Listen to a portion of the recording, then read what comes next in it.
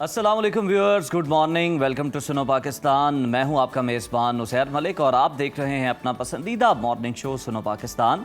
नाज़रीन, हाइलाइट्स की बात करें तो मशरिक़ वस्ता में जंग का दायरा कार वसी होता हुआ नजर आ रहा है मज़ीद, और ऐसे में ट्रंप ने ईरान पर एक बड़े हमले की धमकी भी दे डाली है। दूसरी तरफ ईरानी वज़ीर दाखिला ने इस्लामाबाद में फील्ड मार्शल और वज़ीर आज़म से अहम मुलाकातें की। क्या पाकिस्तान की सालिसी जंग को बढ़ने से रोक सकेगी, इस पर बात करेंगे। पेट्रोलियम मसनूआत की कीमतों का बहुत चर्चा है, उस पर अब हम देख रहे हैं कि डेडलॉक जो है वो पैदा हो गया है, और ऐसे में पेट्रोल पंप ओनर्स एसोसिएशन ने आज रात 12 बजे से मुल्कगीर हड़ताल का ऐलान कर दिया है। जबकि हुकूमत ने पेट्रोल 4 रुपये 93 पैसे और डीजल 7 रुपये 15 पैसे महंगा करके आवाम की मुश्किलात में इजाफा कर दिया है। लाहौर हाई कोर्ट ने ख़वातीन के हुकूक से मुताल्लिक तारीखी फ़ैसला सुनाया है, उसके असरात पर भी बात करेंगे। और हम देखते हैं कि सऊदी अरब की जानिब से 1 साला मल्टीपल एंट्री उम्रा वीज़े की बड़ी सहूलत, और साथ ही भारत में पेपर लीक स्कैंडल मोदी हुकूमत के लिए बड़ा सियासी बहरान बनता जा रहा है, इस पर भी अपडेट शामिल करेंगे। और जनाब, चेहरे को खूबसूरत शादाब बनाने के नुस्खे आपके साथ शेयर करेंगे। और इसके अलावा आलमी यौम दिमाग की मुनासिबत से लाहौर में पेश आने वाले दिलखराश वाक़े के तनाजुर में शदीद डिप्रेशन और जहनी सेहत पर आज के हम प्रोग्राम में डिस्कशन करेंगे। तो आइए बढ़ते हैं अपने पहले सेगमेंट की जानिब, और आपको बताएं तो पाकिस्तान ने ईरान और अमरीका से तहम्मुल की अपील कर डाली है। वहीं पर अमरीकी सदर डोनाल्ड ट्रंप ने ईरान के नेतन्स जौहरी मरकज़ पर जल्द हमले की बराह रास्त धमकी देते हुए कहा कि जब तक ईरान बामानी मुज़ाकरात पर तैयार नहीं होता, वाशिंगटन को किसी गुफ्तगू में दिलचस्पी नहीं है। इसके जवाब में ईरान भी अपनी खुद मुख्तारी से पीछे हटने को तैयार नहीं। पासदाराने इनकलाब की बात करें तो वो खित्ते में मौजूद अमरीकी अस्करी तंसीबात को उन्होंने निशाना बनाया, जिसमें दर्जन से ज़ायद अमरीकी फौजियों की हलाकतें हुई और 100 से ज़ायद जख्मियों की भी तलात है। इस बढ़ती हुई कशीदगी का एनालिसिस कर देते हैं। हमारे साथ मौजूद हैं माहिर दिफाई उमूर air vice marshal retired Ejaz साहब। बहुत शुक्रिया एजाज साहब, वेलकम सर। ट्रंप की जानिब से नेतन्स की ज़ेर ज़मीन जौहरी तंसीबात पर जो हमले की खुली धमकी है, और ईरान पर हमले को इसराइल की हिफाजत से जोड़ देना, दोबारा से नथी करना, ये कितना मानी खेज है? क्या हम समझें कि जो सेहूनी लॉबी है वो कामयाब हो गई है, ट्रंप दबाव में आ गए हैं, और अगर आ ही गए हैं तो फिर ऐसे कौन से वीक पॉइंट्स हैं जिसकी वजह से बार बार इसराइल के दबाव में इस तरह के फैसले लिए जाते हैं? यकीनन ये एक तशवीशनाक सूरत हाल है, और इस इश्तियाल अंगेजी के बाद जो अमन की काविशें और अमन के लिए जो पाकिस्तान बिलखसूस इस पूरे कॉन्फ्लिक्ट में कोशा रहा, वो मुतासिर तो होंगी, इसमें तो कोई दो राय नहीं है। लेकिन अगर दोनों फरीक अभी भी जिस तरह पाकिस्तान ने उनको एडवाइस किया है कि थोड़ी फ्लेक्सिबिलिटी दिखाएं, तो चीज़ें डीरेल होने से बच सकती हैं, चीज़ें जो है बेहतरी की तरफ हम जा सकते हैं।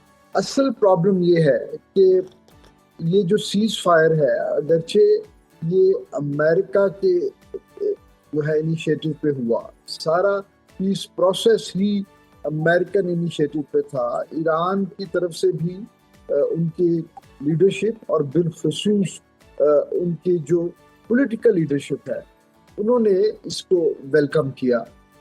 लेकिन थ्रू आउट हमने देखा कि एक पैटर्न है इसमें कि जहां अमेरिकन साइड से इश्तियाल अंगेज बयानात दिए जाते हैं और फिर ईरान उसका जवाब देता है, और ये सिलसिला चलता रहा। लेकिन बदकिस्मती से पिछले 10 रोज में ये बयानात जो हैं ये काइनेटिक एप्लीकेशन में कन्वर्ट हो गए। सही। और उसको प्रॉपर तरीके से मैनेज नहीं किया गया। यानी ईरान ने जो 4 वेसल्स पे अटैक किया, उसमें तो ये वो सारे, उसमें अमेरिकन वेसल कोई नहीं था। उसमें इवन आप देखिए कि कतर का एक जहाज था जो कि इस पूरे प्रोसेस में और लेटली खास तौर पर वो अमन के लिए कोशां है, वो फैसिलिटेशन कर रहा है। तो अगर ईरान इस मामले को थोड़ा एहतियात से मैनेज करता और कम्युनिकेशन बेहतर होती तो ये मसला शायद वहीं रुक जाता। लेकिन फिर अब हमने देखा कि एक तरफ तो ईरान ने गलती की और दूसरी जानब अमेरिका ने भी एक डिसप्रपोर्शनेट रिस्पांस दिया और ईरान के तूलो अर्ज में उन्होंने टारगेट जो है उनको एंगेज किया। और फिर ऑब्वियसली ईरान ने जवाबन खित्ते में अमेरिकन बेसिस को जो है मल्टीपल लोकेशंस पे हिट किया और फिर ये 10 रोज से दोनों तरफ से शूटिंग वॉर जो है वो जारी है। बिल्कुल सही।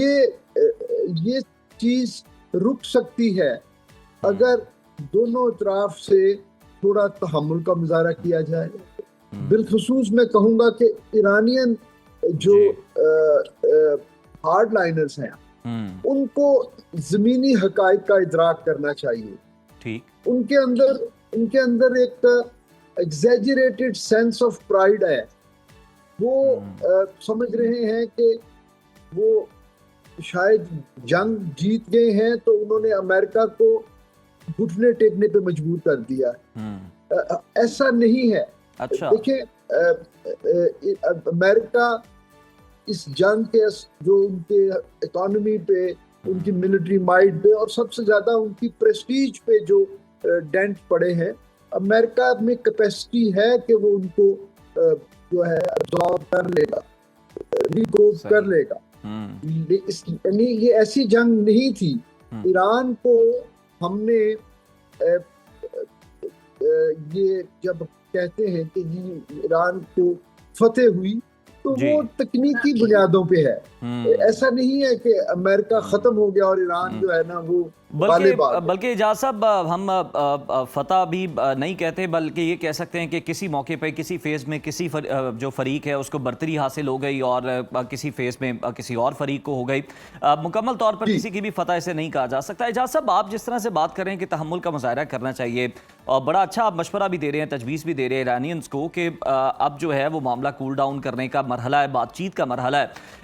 अब जो है वो इस तरह से हमले करने का वक्त नहीं है। लेकिन आपको लगता है कि डोनाल्ड ट्रंप जो है, अमेरिका जो है, ख़ास तौर पर अपने जो उनकी आर्मी है उनकी बॉडी बैग्स के हवाले से बड़ा सेंसिटिव है और जो बॉडी बैग्स वहाँ पर गए हैं और जो नुकसान हुआ है अमेरिका का, जो फौजी ज़ख्मी हुए हैं, उसके बाद आपको लगता है कि अब भी कोई अमेरिका मुज़ाकरात की मेज़ पर आकर बैठ सकता है, ईरान के साथ कोई डील हो सकती है?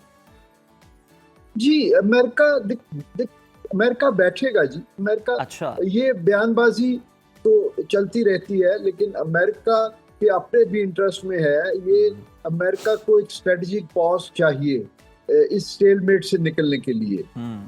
और ईरान के लिए भी ये विंडो एक ऑफ अपॉर्चुनिटी है कि वो एक मेन स्ट्रीम इंटरनेशनलाइज ट्रेडिंग में आ जाए, अपने एनर्जी के रिसोर्सेज को जो है अपने पूरे पोटेंशियल के साथ अपनी बेहतरी के लिए इस्तेमाल करे, अपने मुल्क में होने वाली तबाही को जो है उसको बेहतरी की तरफ रिकंस्ट्रक्शन के जरिए लेके जाए। और सबसे बढ़ के ये कि उनके अवाम जो 47 सालों से एक आइसोलेशन का शिकार है, पाबंदियों में रहते हुए एक बड़ी जनरेशन्स जो है वो गुजर गई और वो हमेशा से उनको जंगों का सामना रहा है, उनको भी एक रिस्पाइट मिल जाए तो ये ईरान के लिए भी अच्छा है। और फिर आप देखें कि अमेरिका ने जो MOU साइन किया उसके तो तमाम तर 14 नुकात वो ईरान के लिए फेवरेबल थे। तो उसके बाद ईरान को तो बहुत ज्यादा जो है बुर्दबारी से काम लेना चाहिए। सही। इस तरह के हॉकिश एटीट्यूड जो है वो ईरान को नुकसान ज्यादा पहुंचाएगा। बिल्कुल, ये एटीट्यूड जो है वो डैमेज ज़्यादा करेगा, ईरान का नुकसान इसमें ज़्यादा है। सर, अगर हम देखें तो ईरानी वज़ीर दाखिला ने वज़ीर आज़म शहबाज शरीफ से और फिर फील्ड मार्शल आसिम मुनीर से बड़ी अहम मुलाकात की है। पाकिस्तान ने भी फरीकैन से तहम्मुल की अपील की है। इस जंगी माहौल में आपको पाकिस्तान की सालिसी का मुस्तकबिल क्या नज़र आ रहा है और क्या आप समझते हैं कि इन अहम तरीन मुलाकातों में किन मामलात पर गौर हुआ होगा?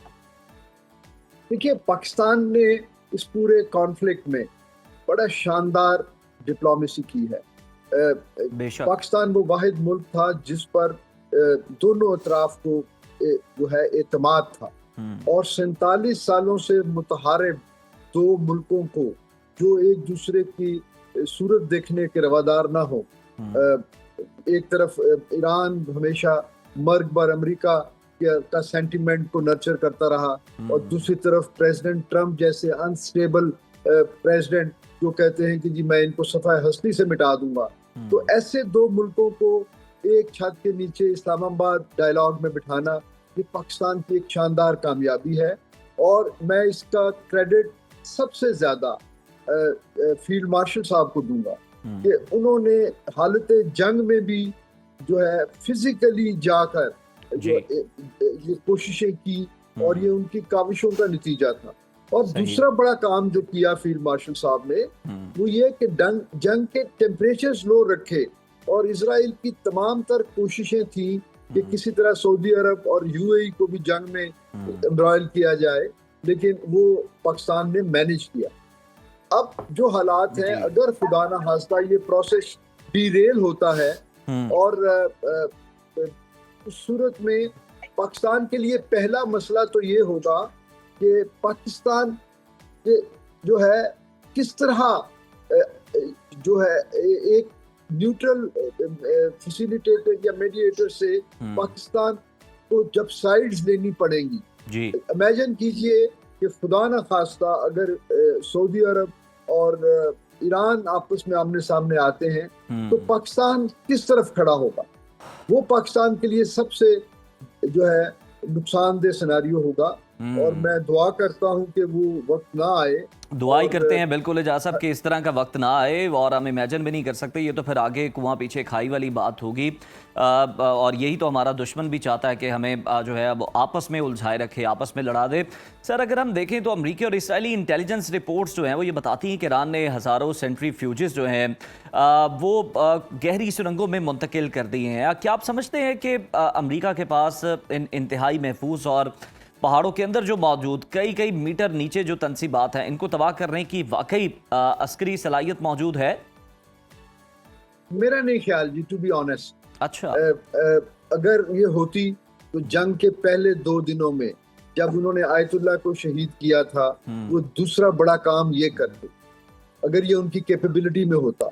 और ईरान को आप देखिए, ईरान को आप ग्रांट करें कि अगर उन्होंने 47 साल की पाबंदियों के बाद भी अगर उन्होंने एक किसी सर्टेन लेवल की न्यूक्लियर एनरिचमेंट और कैपेबिलिटी एक्वायर की है, तो अगर वो ये कर सकते हैं तो उनके लिए ज़ेरे ज़मीन एक इंतहाई महफूज तरीन डेप्थ में उन फैसिलिटीज को जो है लोकेट करना, वो उनके लिए क्या चैलेंज होगा? वो तो एक इंजीनियरिंग और सिविल वर्क्स की बात है, वो तो ईरान जैसे मुल्क के लिए मेरा नहीं ख्याल कोई चैलेंज हो। और फिर सबको पता है कि अमेरिकन जो बंकर बस्टर्स और अमेरिकन जो deep penetration precision guided munitions हैं, उनकी रेंजेस क्या है, उनकी परफॉर्मेंस पैरामीटर्स क्या हैं। तो अगर मैं ईरान की जगह होता तो मैं तो जो है उससे 2 गुना ज्यादा डेप्थ को जो है अपने लिए महफूज समझता, ताकि फ्यूचरिस्टिक थ्रेट से भी बचा जाए। तो मेरा नहीं ख्याल कि ईरान जो है उसने कोई उनको इस तरह का कोई इशू है।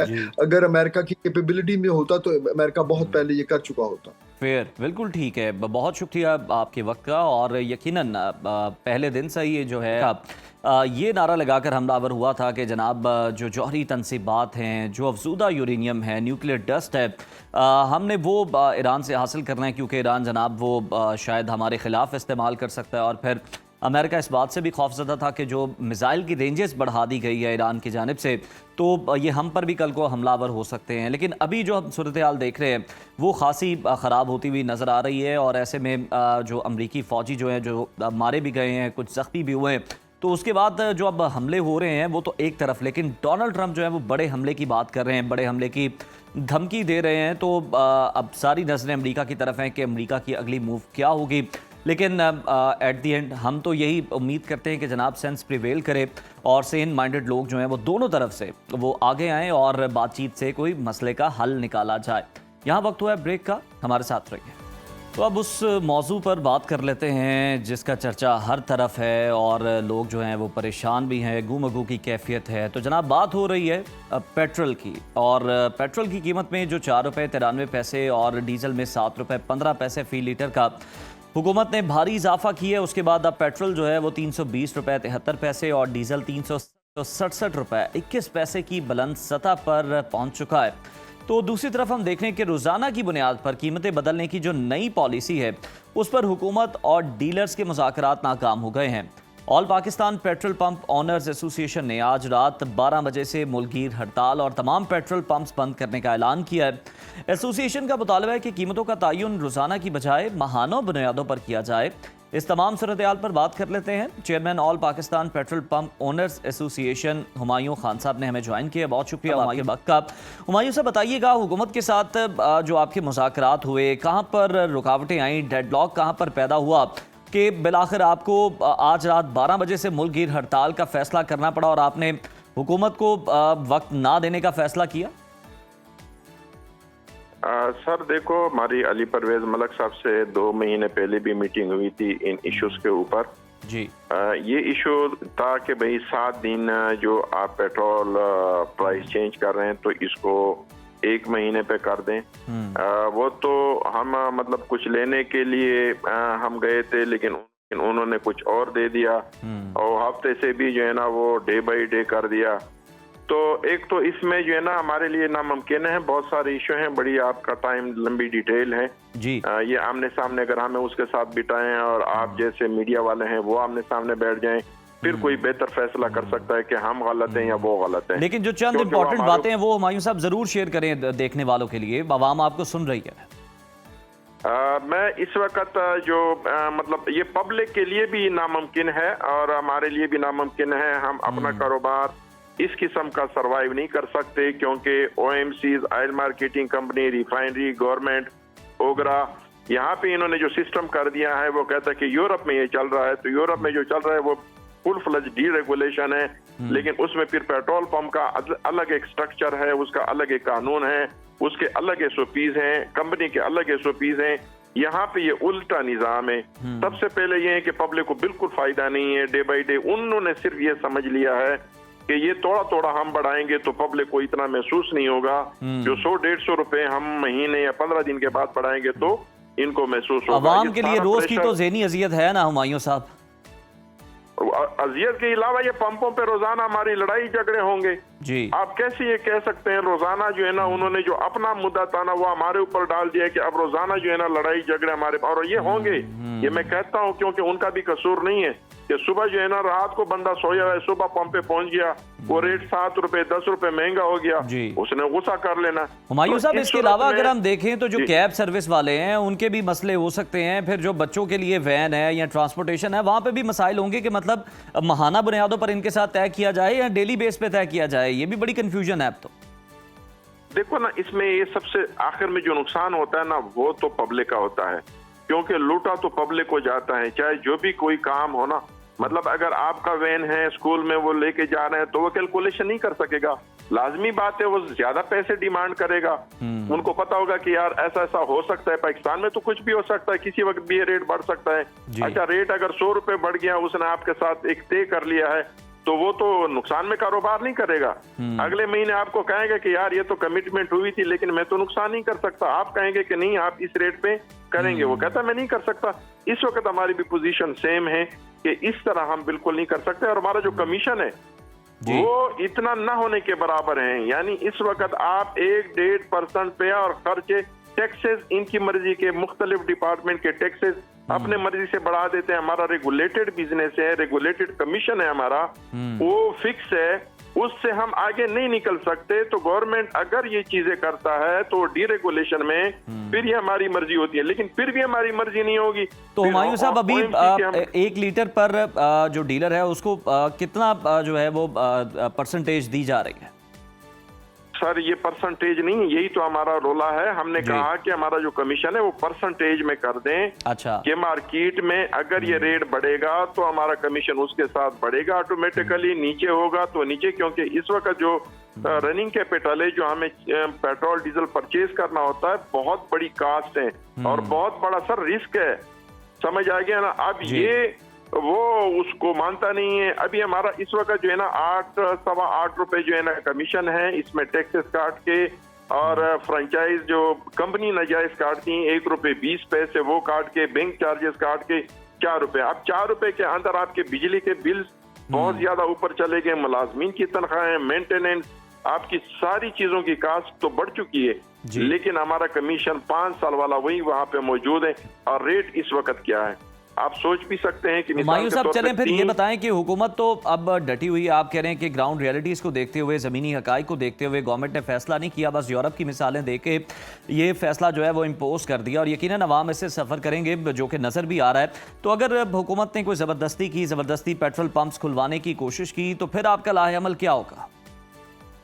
सर देखो ना, वो तो हुकूमत है ना, जबरदस्ती तो वो कर सकता है ना, उसे ना आप लड़ सकते हैं ना हम लड़ सकते हैं। ठीक। देखो जो बंदा जोर करता है, जिसके पास ताकत होती है ना, वही मतलब वो करता है। लेकिन जब हमारे पेट्रोल पंप पे पेट्रोल डीजल ही नहीं होगा, मतलब हम कारोबार से, देखो मैं जबरदस्ती तो नहीं वो मंगवा सकता ना, वो ये तो कर सकता है कि जो इसके अंदर मौजूद स्टॉक है वो सेल करवा ले, उसके बाद वो कैसे मंगवाएगा। तो हुमायूं साहब लास्टली ये बता दें कि क्या कोई मुज़ाकरात के लिए दोबारा हुकूमत ने बुलाया है या फिर ये फैसला जो है ये अटल है कि रात 12 बजे से जो पेट्रोल की सप्लाई है वो बंद हो जाएगी, पेट्रोल पंप बंद हो जाएंगे? देखो हमने तो फैसला कर लिया है रात को 12 बजे से। अब ये उनके ऊपर है कि वो हमें बुलाते हैं, हमें मतलब हम सबसे बड़े स्टेक होल्डर हैं, ये मैं आपको बता दूं। इंडस्ट्री, पेट्रोलियम इंडस्ट्री में सबसे बड़ी इन्वेस्टमेंट हमारी है, ना ओएमसी की है ना किसी रिफाइनरी की है, सबसे बड़ी जो इन्वेस्टमेंट है वो हमारी है, हम सबसे बड़े स्टेक होल्डर हैं। लेकिन जब फैसले होते हैं तो हमें वहां पे बिठाते नहीं, ये बड़ी एक दुख की बात है।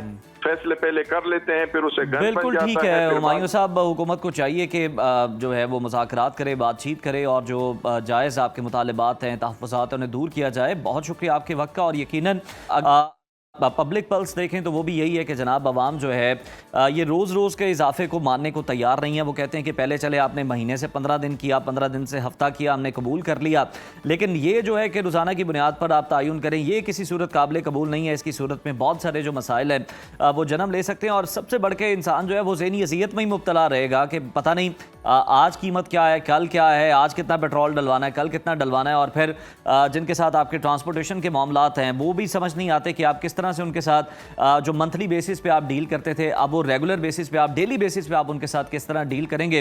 तो ये जनाब मसला जो है वो ज़रूर पैदा हो रहा है और हुकूमत को चाहिए कि आवाम को पेट्रोलियम मसनूआत की कीमतों में जो इजाफे के शौक़ हैं उनसे बचाने के लिए कोई और रास्ता निकाल ले। मतलब ये ना हो कि आप सिर्फ ये देखें कि जनाब हम पर तनकीद कम होगी, बल्कि आप ये देखें कि अवाम का मुतालबा क्या है और अवाम क्या चाहते हैं। तो जो अवामी नुक्ता नज़र है उसको भी थोड़ा सा आपको कहते हैं कि उस पर फोकस करना चाहिए, उस पर गौर करना चाहिए और उसको जनाब ज़ेरे नज़र रख कर फैसले करने चाहिए। आगे बढ़ते हैं। लाहौर हाई कोर्ट ने ख़वातीन के हुकूक और आइली कवानीन के हवाले से एक इंतहाई अहम और तारीखी फैसला दिया है। फैसले के मुताबिक सिर्फ खुला का दावा दायर करने से बीवी का हक महर खुदकार तौर पर ख़त्म नहीं होता, बल्कि अगर शौहर की जानिब से जुल्म और सितम साबित हो जाए तो खातून अपने पूरे हक महर की कानूनी हकदार रहेगी। लाहौर हाई कोर्ट के फैसले में ये बात भी वाज़ेह की गई है कि महज जिस्मानी तशद्दुद ही नहीं बल्कि ज़हनी, जज्बाती, ज़ुबानी और मौशी तशद्दुद भी जुल्म के ज़ुमरे में आता है और इसको साबित करने के लिए किसी मेडिकल रिपोर्ट या FIR का होना लाजमी नहीं है, बल्कि बीवी की काबिल एतमाद गवाही ही काफ़ी हो सकती है। इस अहम फैसले के फैमिली कोर्ट्स के तरीक़ेकार, ख़ातीन के हुकूक और शौहर की कानूनी जिम्मेदारियों पर क्या असरात मुरतब होंगे, इसी पर रहनुमाई के लिए हमें ज्वाइन किया है नाम कानून बैरिस्टर अमरीन कुरैशी साहिबा ने।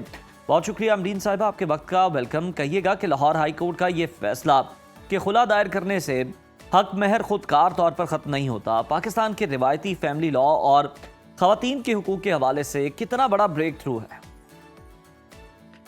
Thank you so much. I think पिछले कुछ सालों से सुप्रीम कोर्ट से बड़ी अच्छी डिसीजंस आ रही हैं, इनफैक्ट हाई कोर्ट से भी, जहाँ पे बड़ा डिटेल में अब वो फैमिली लॉ की तरफ आ रहे हैं और वो डिसाइड कर रहे हैं चीज़ें जिनके ऊपर नॉर्मली कोई प्रॉपर प्रेसिडेंट नहीं था।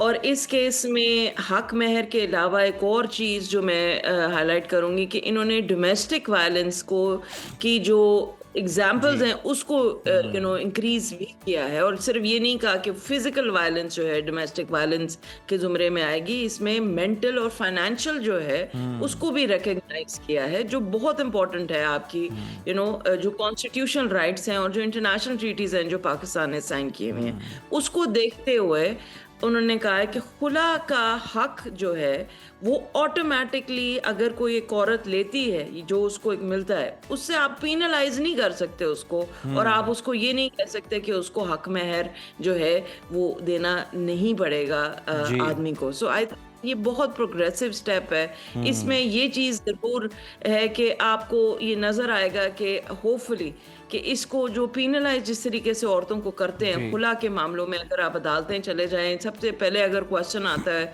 औरत का वो यही आता है कि जी मेरा हक महर ले लिया जाएगा, तो इसलिए मैं खुला के लिए नहीं जा रही, और वो फिर ईयर आफ्टर ईयर वो एक टॉक्सिक एनवायरनमेंट में रहती हैं। सो आई थिंक कि वो अच्छा है, इट्स अ गुड इंडिकेशन। बिल्कुल सही। अमीन साहिबा, अगर हम देखें तो जो लाहौर हाई कोर्ट ने मेंटल, इमोशनल, वर्बल और फाइनेंशियल तशद्दुद को भी जुल्म करार दिया है, तो हमें ये बताइएगा कि इसको एलेबोरेट कीजिएगा कि इसको साबित करने के लिए किस तरह से अदालत के सामने अपना जो है वो केस रखा जाएगा, कानूनी तरीक़ाकार क्या होगा, इसको ज़रा थोड़ा सा एलेबोरेट करते हैं। देखिए, कानूनी तरीका जो है उसमें यही है कि आपको विटनेसेस या कोई डॉक्यूमेंट्री प्रूफ, फाइनेंशियल प्रूफ, तो आप यही बता सकती हैं कि भाई मुझे उसको ने कोई पैसे नहीं दिए कभी, और उसमें वो यही दिखा सकते हैं कि भाई ये मेरी बैंक स्टेटमेंट्स हैं या जो भी हैं। तो वो जो है वो ओवरऑल हर केस, इंडिविजुअल केस डिफरेंट होता है, और ये भी है कि कोई मिसयूज अगर करते हैं तो वो भी नजर आ जाता है। So you have to the balance कि ये नहीं है कि अब आपके पास ये डिसीजन आ गई तो आप देखें। एक और मसला भी जो है उसका भी दरवाजा जो है वो यहाँ से खुलता है कि अगर कोई कैश में दे भी रहा है, खर्च दे रहा है, लेकिन खातून ने अगर सेपरेशन का फैसला कर लिया है, किसी चीज़ को बेस बनाना है, तो वो तो मुकर जाएगी, और मरे और मुकरे हुए को मनाना तो जो है नामुमकिन होता है। तो ये मिसयूज किस तरह रोका जाए? बिल्कुल, और मैं लड़कों को सजेस्ट करती हूँ, और मैं वैसे भी बताती हूँ कि प्लीज़ आप एक तो फाइनेंशियल ट्रांजैक्शन जो भी हक महर है वो आप ऑनलाइन वो वाया बैंक लें, ठीक, और बैंक की जो है आपकी जो ट्रांसफर है उसकी कॉपी हमेशा रखें, उससे आपके लिए चीज़ें बेहतर हो जाती है। बिकॉज सारे आपके पास अगर केसेस हैं सब में ये लिखा होता है कि आपने पेमेंट कर दी है खुला की जो हक महर की, मगर फिर अदालत में केसेस चले जाते हैं और कहते हैं कि हमें तो दिया नहीं, हमें तो लफ्जी कहा था, तो उसमें फिर सालों साल लग जाते हैं कि योर वर्ड अगेंस्ट माइन। तो इससे बेहतर है कि आपके पास कंक्रीट प्रूफ होना चाहिए, बैंक ड्राफ्ट हो उनके नाम पे हो, या आप इजी वे आजकल तो स्क्रीनशॉट लेके आप अपने आप को सेव कर दे व्हाट्सएप पे। तो ये चीज़ें बहुत ज़रूरी होती हैं लड़के की साइड से भी, ताकि ये जो अनड्यू लिटिगेशन है जिसमें बहुत ज़्यादा टाइम वेस्ट होता है अदालतों का भी और लोगों का भी, वो ना हो, और शादी जो है आराम से डिसॉल्व हो जानी चाहिए। इन चीज़ों के ऊपर के पैसे लेने हैं या इन चीज़ों पे नहीं होना चाहिए। आई थिंक कि हम लोग अपना ही मजाक उड़ाते हैं दी इंस्टीट्यूट ऑफ मैरिज, जब आप हक महर के ऊपर इस तरीके से लड़ने, अगर उसका बनता है तो उसका शरई हक है, प्लीज़ उसको दे दीजिए ताकि वो अदालतों में आकर उसको टाइम ना उसका वेस्ट हो, और अगर उसको मिल चुका है तो फिर भी उसको फर्दर इमोशनल स्ट्रेस के लिए आप अपने एक्स स्पाउसेस को अदालतों में ना लेके जाएं। आई थिंक ये भी बहुत इंपॉर्टेंट एस्पेक्ट है फैमिली लॉ का, जहाँ पे एक दूसरे को विंडिक्टिव होने पे वो केस पे केस फाइल कर रहे हैं, तो वो चीज़ जो है वो उसके ऊपर भी हमें देखना चाहिए। बिल्कुल, दोनों के चीज़ का ख्याल रखना चाहिए, और अगर सेपरेशन हो भी गई है किसी भी तरीके से तो ग्रेस शो करनी चाहिए आपको। और मेरी अमरीन साहिबा, अगर देखें तो आपकी इन चीज़ों पर बहुत कमांड है। अगर कोई ख़वातीन जो है वो आपको देख रही हैं, सुन रही हैं इस वक्त, कहीं ना कहीं वो ज़हनी या जज्बाती तशद्दुद का शिकार हैं, जुल्म का शिकार हैं, किस तरह से उन्हें रिपोर्ट करना चाहिए? उनके ज़हनों में भी सवाल हैं कि हम किस तरह ये साबित करेंगे, क्या किसी साइकोलॉजिस्ट का सर्टिफिकेट है, बहुत सारी चीज़ें माइंड में आ रही होती हैं। तो उनके लिए रहनुमाई करने के लिए भी बता दें कि वो किस तरह से अपना केस जो है वो सामने रख सकती हैं, अदालतों में ले जा सकती हैं। देखिए, जो फिजिकल अब्यूज होता है हमेशा, जी। जब भी आपके साथ कोई फिजिकल हो तो सबसे पहले आप एक सरकारी अस्पताल जाएं और वहाँ पे अपना जो मेडिको लीगल जो सर्टिफिकेट है वो आपके पास होना बहुत ज़रूरी है। प्राइवेट हॉस्पिटल्स पे हो भी जाता है मगर वो इतना स्ट्रांग नहीं है जितना आप एक सरकारी अस्पताल में जाएंगे। सो फर्स्ट ऑफ ऑल, एक तो मैं फिजिकल अब्यूज का ये बता दूं कि इट इज़ वेरी इंपॉर्टेंट कि ये आपको समझ आए, एज सून एज पॉसिबल चले जाए। दूसरा ये कि जो मेंटल अब्यूज है उसमें यस, अगर कोई आपको मेंटली अब्यूज कर रहा है तो डेफिनेटली आप एक साइकोलॉजिस्ट के पास जाएं। और क्योंकि ये सारी जो चीज़ें हैं, साइकोलॉजिस्ट भी पाकिस्तान में ये बहुत ज़रूरी है इस चीज़ को अंडरस्टैंड करना कि मेंटल अब्यूज में ही साथ ही फाइनेंशियल अब्यूज आता है। Financial abuse is domestic abuse, जहाँ पे आप उसको घर पे रख के ये कहते हैं कि बस मैं तुझे रोटी दे रहा हूँ, खाना दे रहा हूँ एंड दैट्स इट। वो भी बहुत गलत है क्योंकि वो काम नहीं करती, वो घर पे बच्चों के साथ है। तो ये सारी चीज़ें आदमियों को भी देखनी चाहिए और औरतों को भी देखनी चाहिए। एक बैलेंस करें, अपनी माओं को इतनी इज्जत देते हैं, बहनों को देते हैं, तो अपनी बेटियों को भी दीजिए। बिल्कुल बिल्कुल, किसी की बहन बेटी है और उसको भी इक्वली आपको रिस्पेक्ट देनी चाहिए। और सबसे बढ़कर आपको ये देखना है ह्यूमन बीइंग है और उसकी तमाम ज़रूरियात का ख्याल रखना है। अमरीन साहिबा, नान नफ़का ना देना, मैके से रकम लाने का दबाव डालना या घर से निकाल देना, चाहे कुछ अरसे के लिए हो या फिर ज़्यादा देर के लिए, ये मौशी और ज़हनी जुल्म में कैसे शुमार होगा? और एक तो मुकदमात का इंदराज किस तरह से होगा और फिर फैमिली कोर्ट्स में क्या आपको लगता है प्रोसीजर होगा और आसानी से फैसले लिए जा सकेंगे इस पर? हाँ जी, बिल्कुल। आपका सूट फॉर मेंटेनेंस जो है वो फाइल होता है और उसमें दो चीज़ें हैं। एक वो कि एक औरत वो जहाँ पे, क्योंकि हम ये इस वक्त औरतों के वो बात करें स्पेसिफिक, जिनके बच्चे हैं तो उनके लिए आसान होता है। जैसे ही दूसरी पार्टी अपना जवाब देती है तो फौरन मेंटेनेंस लाजमी है जज को लगाना, ठीक है। मगर अगर बच्चे नहीं हैं और वो मेंटेनेंस मांग रही है तो फिर अदालतों में मुश्किल होती है। और अदालतों में जजेस का जो रुझान है, जो मैंने देखा है अभी तक, और यही है कि वो मेंटेनेंस देते हुए वो थोड़ा सा रिलक्टेंट होते हैं, जैसे उनको लगता है कि जी बच्चा, जब पता चलता है कि बच्चा नहीं है। सो यस, औरतें जिनके पास बच्चे हैं उनके लिए थोड़ा सा आसान है एज कम्पेयर टू औरतें जिनके बच्चे नहीं हैं। मगर उसमें आपने सबसे इम्पोर्टेंट है कि जो उसकी अमरीन साहिबा, यहाँ पर एक सवाल पैदा होता है, सॉरी टू इंटरप्ट यू, कि अगर खातून है, सेपरेशन हो जाती है कपल के दरमियान और खातून अलग है, कोई उनका चाइल्ड नहीं है, तो खातून को मेंटेनेंस चार्ज जो है वो तो दिए जाते हैं हस्बैंड की जानिब से। लेकिन अगर वो खातून जो है वो किसी और के निकाह में चली जाती है तो फिर ये जो वो पे कर रहा होगा मेंटेनेंस, वो ख़त्म हो जाएगी? हाँ जी, बिल्कुल बिल्कुल, मेंटेनेंस खत्म हो जाती है जैसे ही आपकी तलाक होती है और इद्दत का टाइम पीरियड ख़त्म होता है। सो इद्दत का जो टाइम पीरियड जो आपका 90 डेज़ का होता है वो, और जैसे ही आपको नादरा जो डिवोर्स सर्टिफिकेट इशू करती है तो फिर आपका मेंटेनेंस जो है फर्स्ट हस्बैंड से बिल्कुल ख़त्म हो जाता है।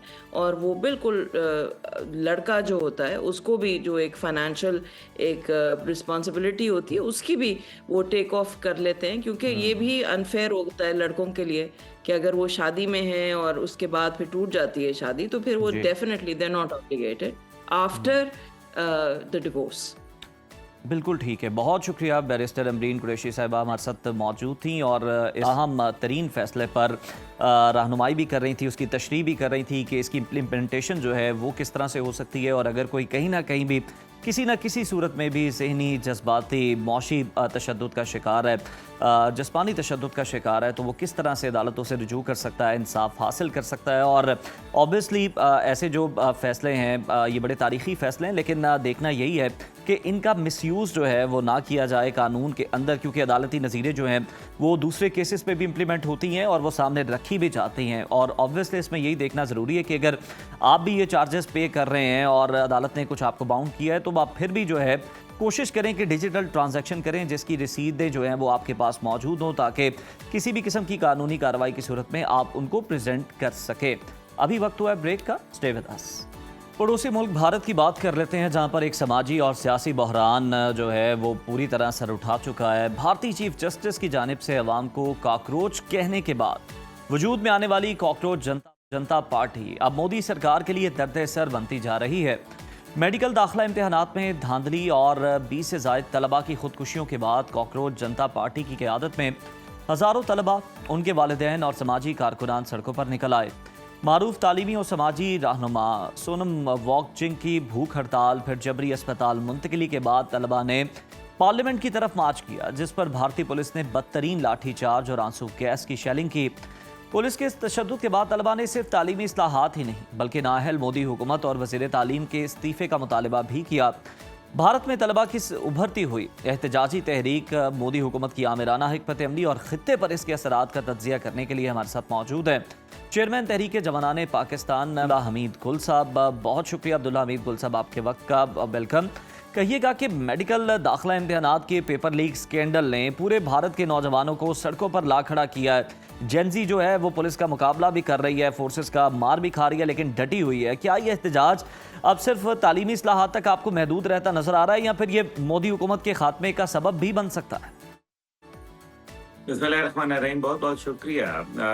ये ऐलान बगावत है, इसमें कोई दूसरी राय नहीं है, क्योंकि कॉकरोच जनता पार्टी क्यों बनी थी, पहली बात यह है, और उसके मकासद क्या थे। वैसे तो मजाक में ये बनने वाली एक तहरीक जो कि सोशल मीडिया पे दीपिका साहब ने बनाई, लेकिन उसके बाद हालात जो है वो तब्दील होते चले गए और ये देखने में आया कि किस तरीके से इसको अवामी पजीराई हासिल हुई और नाम भी जनता पार्टी, यानी कि एक तरफ भारतीय जनता पार्टी तो दूसरी तरफ कॉकरोच जनता पार्टी। मतलब ये है कि आरएसएस के मुकाबले में जेन जी का खड़ा होना, उनके जुल्म, उनके सितम, उनके जो नारवा सलूक, नौजवानों के का इस्तेहसाल और मुआशरे के अंदर अदम तवाज़न, ये तमाम चीजें थी जिसकी वजह से कॉकरोच जनता पार्टी जो मजाक में तो बनी, लेकिन उसने एक बुनियादी नारा दिया कि आप बीजेपी की रुकनियत को मुअत्तल करेंगे, उसको खत्म करेंगे तो आप इसके मेंबर बन सकते हैं। और 8.9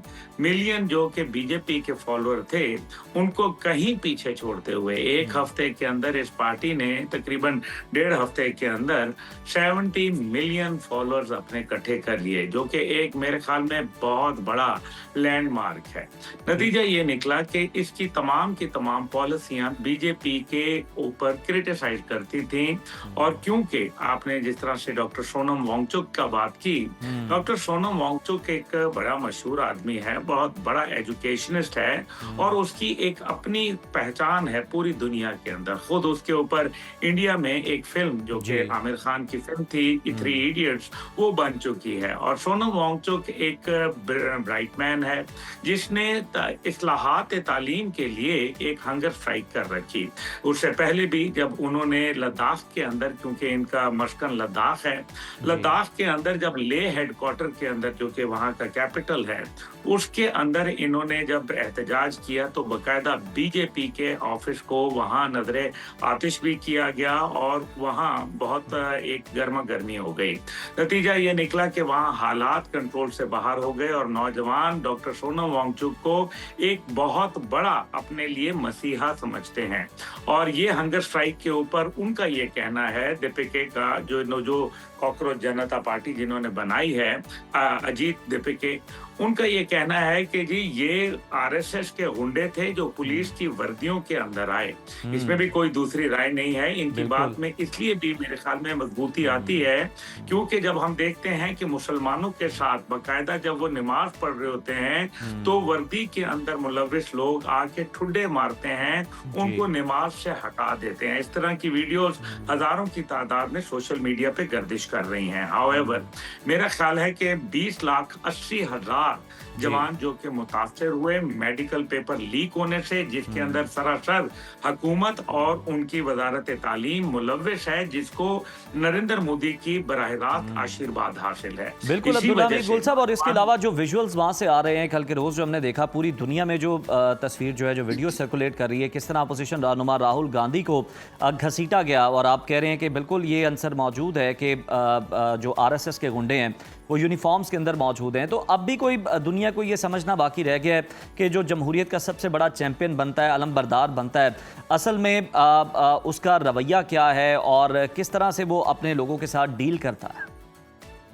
अजीज मलिक साहब, देखें, दुनिया को ये बात जैद। बहुत अच्छी तरीके से मालूम है। अगर ना होती तो दो यूनाइटेड नेशन की रिपोर्ट्स ये ना लिख रही होती कि भारत के अंदर अक़लियतों को सबसे ज्यादा अदम तहफ़्फ़ुज़ का वो शिकार हैं।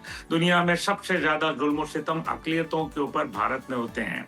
फिर वो अभी अदालत जो इंसाफ का महकमा है, अमेरिकन जस्टिस डिपार्टमेंट, जी। वो ये ना कह रहा होता कि भारत के अंदर बैठ के बाकायदा, आपको पता है कि गैंग्स चल रहे हैं दुनिया के अंदर।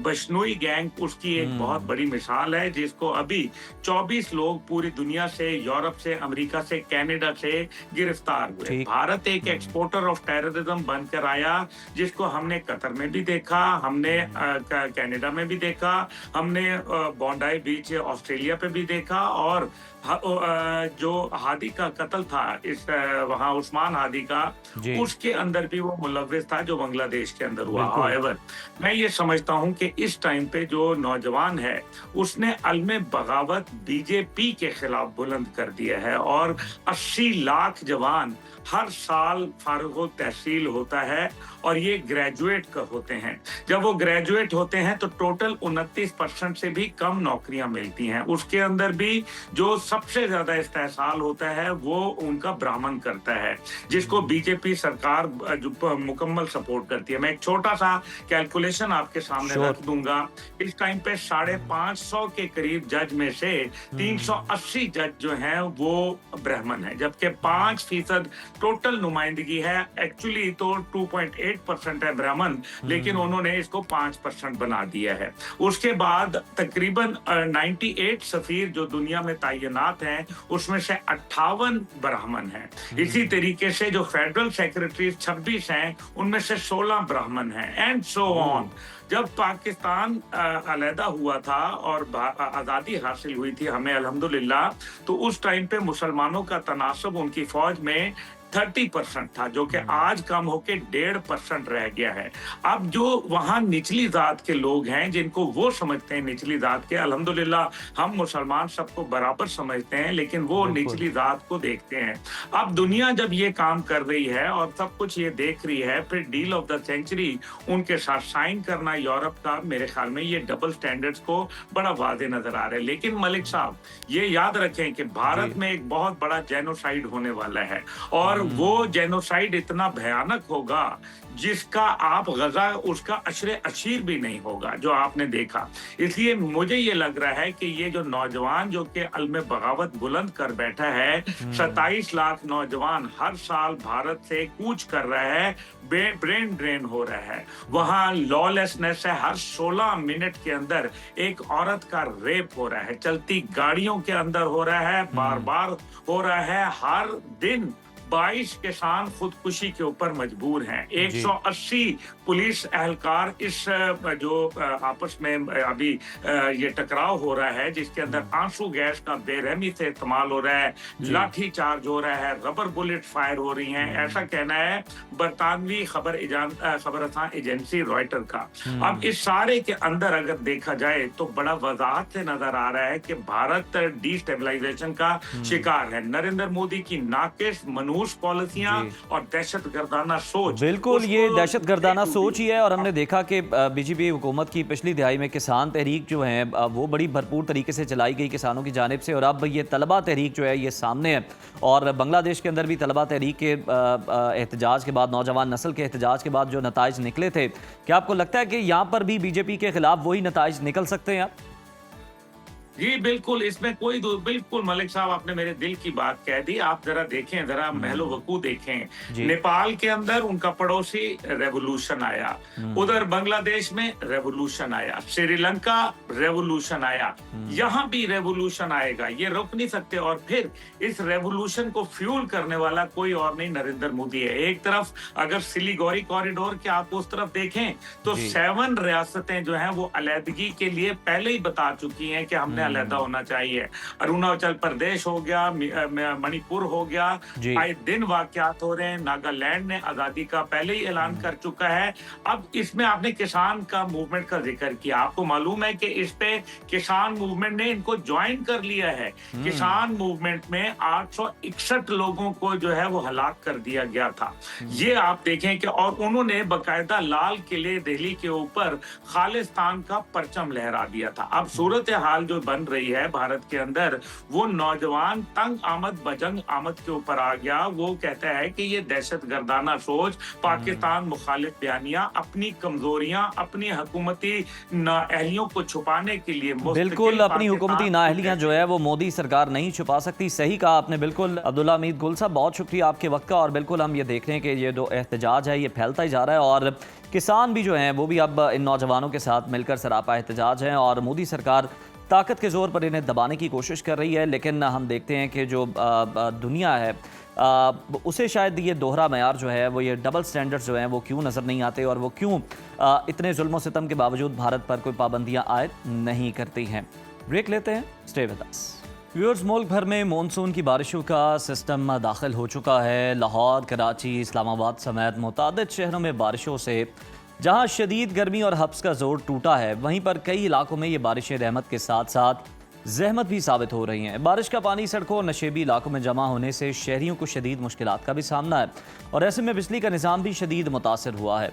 मुल्क के इन 3 बड़े शहरों में कहाँ सबसे ज़्यादा बारिश रिकॉर्ड की गई और इंतज़ामिया की क्या तैयारियां हैं, ऐसी तमाम तर सूरत हाल का ऑन ग्राउंड जायज़ा लेने के लिए हमारे साथ मौजूद हैं लाहौर से ब्यूरो चीफ अरसलान रफ़ीक भट्टी, कराची से आसिफ अली सैयद और इस्लामाबाद से सदाकत अली हमें ज्वाइन कर रहे हैं। तो सबसे पहले लाहौर का ही रुख कर लेते हैं और अरसलान रफ़ीक भट्टी से जान लेते हैं। अरसलान, कहिएगा कि कल जो मूसलाधार बारिश हुई बड़ी ज़बरदस्त थी, लेकिन उसके बाद लेस्को के 150 से ज़ायद फीडर्स जो हैं वो ट्रिप कर गए और कई इलाकों में जो बिजली है, बल्कि ज़्यादातर इलाकों में बिजली जो है वो गायब रही। तो क्या शहरी अब भी बारिशों की दुआएं मांग रहे हैं?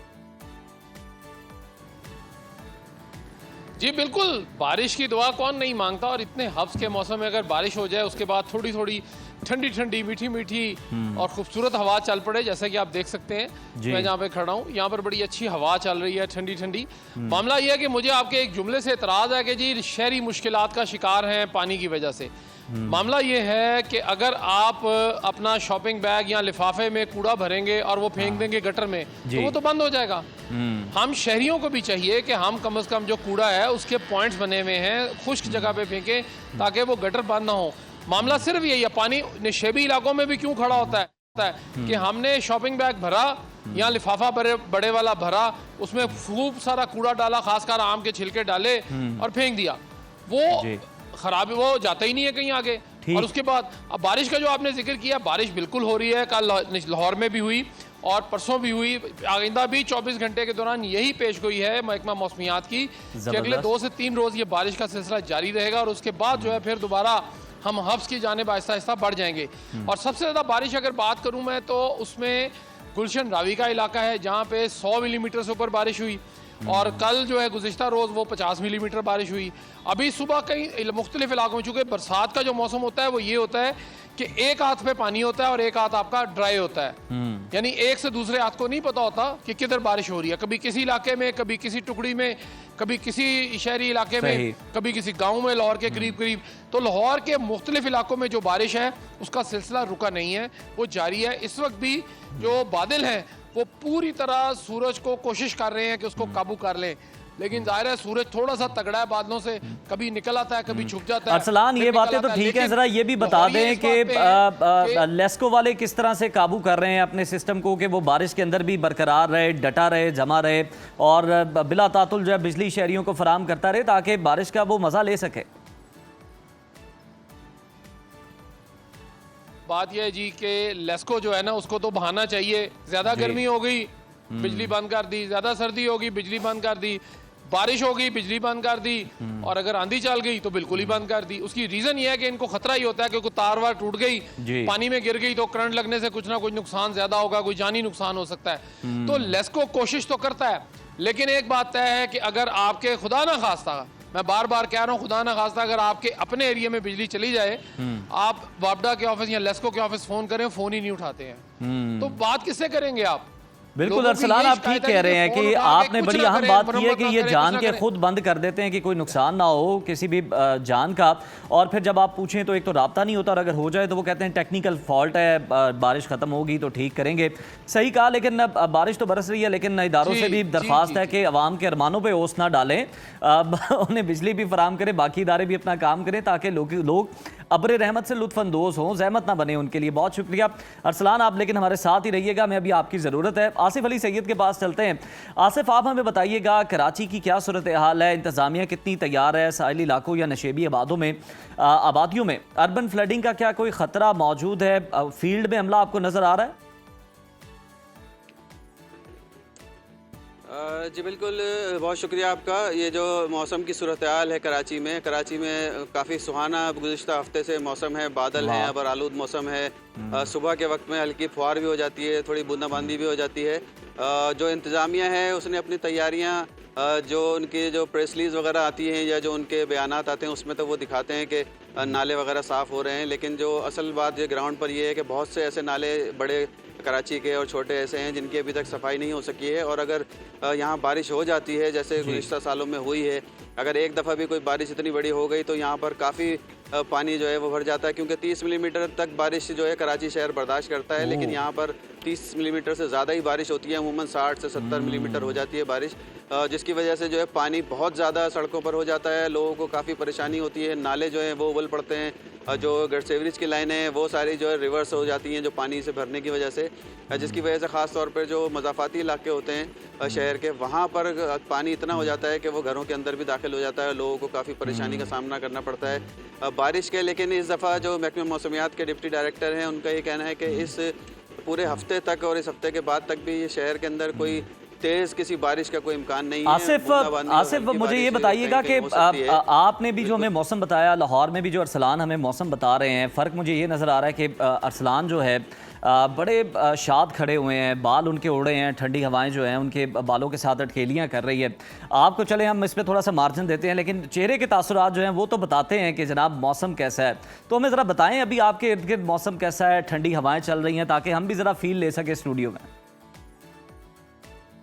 अच्छा, जो इस वक्त मौजूदा दर्जा हरारत वो 30 डिग्री सेंटीग्रेड है कराची का, और हवा में नमी का तनासुब जो है वो 78% है, जिसकी वजह से हवाएं तो चल रही हैं समंदरी, लेकिन वो 10 किलोमीटर तक हैं, जुनूब मगरिब से चल रही हैं। बहुत ज़्यादा तेज़ हवाएं नहीं हैं, ना ही तेज़ आइंदा चलने का कोई वो है इम्कान बहुत तेज़ हवाओं का। लेकिन जो शाम होती है तो उस वक्त थोड़ी सी हवाओं की रफ्तार तेज़ हो जाती है और ज़रा ठंडी भी हो जाती है हवाएं। रात के वक्त थोड़ी सी ठंडी हवाएं होती हैं, मौसम भी काफ़ी ठंडा रहता है, सुबह में बहुत ठंडा होता है, क्योंकि हवा में नमी के तनासुब 78% है। इस वजह से जो आपको चेहरे के भी तासुरात नज़र आ रहे हैं वो इसलिए नज़र आ रहे हैं क्योंकि ऊपर थोड़ा सा सूरज है, उसकी तमाज़त बहुत ज़्यादा है, तो वो जो चेहरे पे लगती है तो उससे जो है वो गर्मी का एहसास जो है ना ज़्यादा होता है, क्योंकि यहाँ कराची में जो पसीने वाली गर्मी होती है तो वो पसीना बहुत आता है, तो जो सारे जिस्म में और सर में काफ़ी जो है ना चुभन सी होती है उस गर्मी से। लेकिन जब हवा चलती है और बादल आ जाते हैं सूरज के आगे तो काफ़ी जो है ना बेहतर। बिल्कुल सही आसिफ, आपने हमें बता दिया कि करंटली वेदर कैसा है, थोड़ी सी धूप है, हवाएं भी चलने की कोशिश कर रही हैं। अभी हम इस्लामाबाद का रुख कर लेते हैं, सदाकत अली के पास चलते हैं। सदाकत, हमें याद है कि पिछली दफ़ा जब आपके साथ हमारी बात हुई तो आपने हमें दावत भी दी कि आप आएँ, आपको नॉर्दर्न एरियाज़ का भी, गलियात का भी विजिट कराते हैं, लेकिन मैं माजरत आपको शर्फ़े मेज़बानी नहीं बख्श सका, लेकिन मैं हो के ज़रूर आए हूँ मलिका कोसार और गलियात में। तो मुझे पता है कि मलिका कोसार मरी का असर जो है वो इस्लामाबाद पे भी यकीनन पड़ा होगा। तो अब मौसम कैसा है इस वक्त और क्या आप एंजॉय कर रहे हैं मौसम को? जी बिल्कुल, आज एक दफ़ा फिर आपको दावत दी जाती है कि आप ज़रूर आएँ, तशरीफ़ लाएँ। मौसम उसी तरह का था जो गुज़िश्ता दिनों में आपके साथ जब थे उस वक्त मौसम बड़ा खुशगवार था, और आज भी इंतहाई खुशगवार मौसम है। गुज़िश्ता 3 रोज़ से सुरमई बादल जो है वो आसमान पर छाए हुए हैं, घटाएं खूबसूरत घटाएं छाई हुई हैं, ठंडी हवाओं का राज है, और बरसात की बरखा जो है वो बरसने को बिल्कुल तैयार बैठी है, और इंतहाई खूबसूरत मौसम। गलियात का मौसम अगर देखा जाए तो वहाँ पर दर्जा हरारत जो है वो 20 से 22 सेंटीग्रेड पर पहुँच चुका है, लेकिन उसके जो असरात है और जो मानसून की जो बारिश हुई है उसके असरात रावलपिंडी और इस्लामाबाद में इस हद तक पड़े कि यहाँ पर भी दर्जा हरारत 22 से 24 सेंटीग्रेड तक जो है वो आ चुका हुआ, और इंतहाई खुशगवार माहौल, इंतहाई खुशगवार मौसम, ठंडी हवाओं का राज, खूबसूरत सुरमई बादल छाए हुए हैं, और लोग जो है वो जो सैर व तफरी के लिए खास तौर पर इन अयाम को जो है वो भरपूर तरीके से इंजॉय करने के लिए गलियात का रुख कर रहे हैं, ताकि ज़्यादा से ज़्यादा इस मौसम को इंजॉय किया जा सके। महकमा मौसमियात का भी ये कहना है कि आइंदा मजीद 2 रोज़ जो है ये मौसम इसी तरह बरकरार आइंदा रहेगा, मजीद 2 जिसके रोज बाद जो मौसम है सदाकत ऐसा ही रहेगा। अब आपसे मजीद भी जानते हैं, अरसलान के पास चलते हैं। अरसलान शायद कुछ कहना भी चाह रहे हैं। अरसलान, आप हमें सुन पा रहे हैं? जी बिल्कुल, अरसलान, मुझे सदाकत आपको इनवाइट कर रहे हैं, हमें इनवाइट नहीं कर रहे। देखिए, आपने भी तो सुबह सुबह सदाकत, कराची में आसिफ साहब को भी इन्विटेशन है। चले जी, अब हम सबको बाजमात इनविटेशन मिल गया। लेकिन अरसलान साहब मुझे बताएं, आप सदाकत साहब पे उंगलियां उठा रहे हैं, नुक्ताचीनी कर रहे हैं। आपने सुबह सवेरे जो हलवा पूड़ियों का नाश्ता किया है, हम तो लाहौर में मौजूद थे, आपने हमें कोई दावत दी है? अब आगे भी बताएं कि बारिशें चलनी है तो आपने क्या मेन्यू डिसाइड कर लिया आज पूरे दिन का मौसम के साथ साथ? पहली बात तो ये है जी कि हलवा पूड़ी मैंने नहीं खाई है। ये जो बच्चे जो मेरे साथ आए हैं, क्रू मेंबर मेरे, अच्छा, इन्होंने जरूर खाई है। ये मेरा कैमरामैन जो है अली असगर, इसने कुछ 4 के करीब फड़काई है। तो फिर कहता है जी मेरी बस हो गई है 4 के बाद ना, तो फिर लस्सी वसी पी के बस कर दिया। अब रह गई बात की बारिशों का जो सिलसिला आपने पूछा, दूसरा सवाल बारिशों का पूछा ना आपने। जी जी, बारिशों का पूछा और फिर साथ आपका मेन्यू का चलेगा उसके साथ।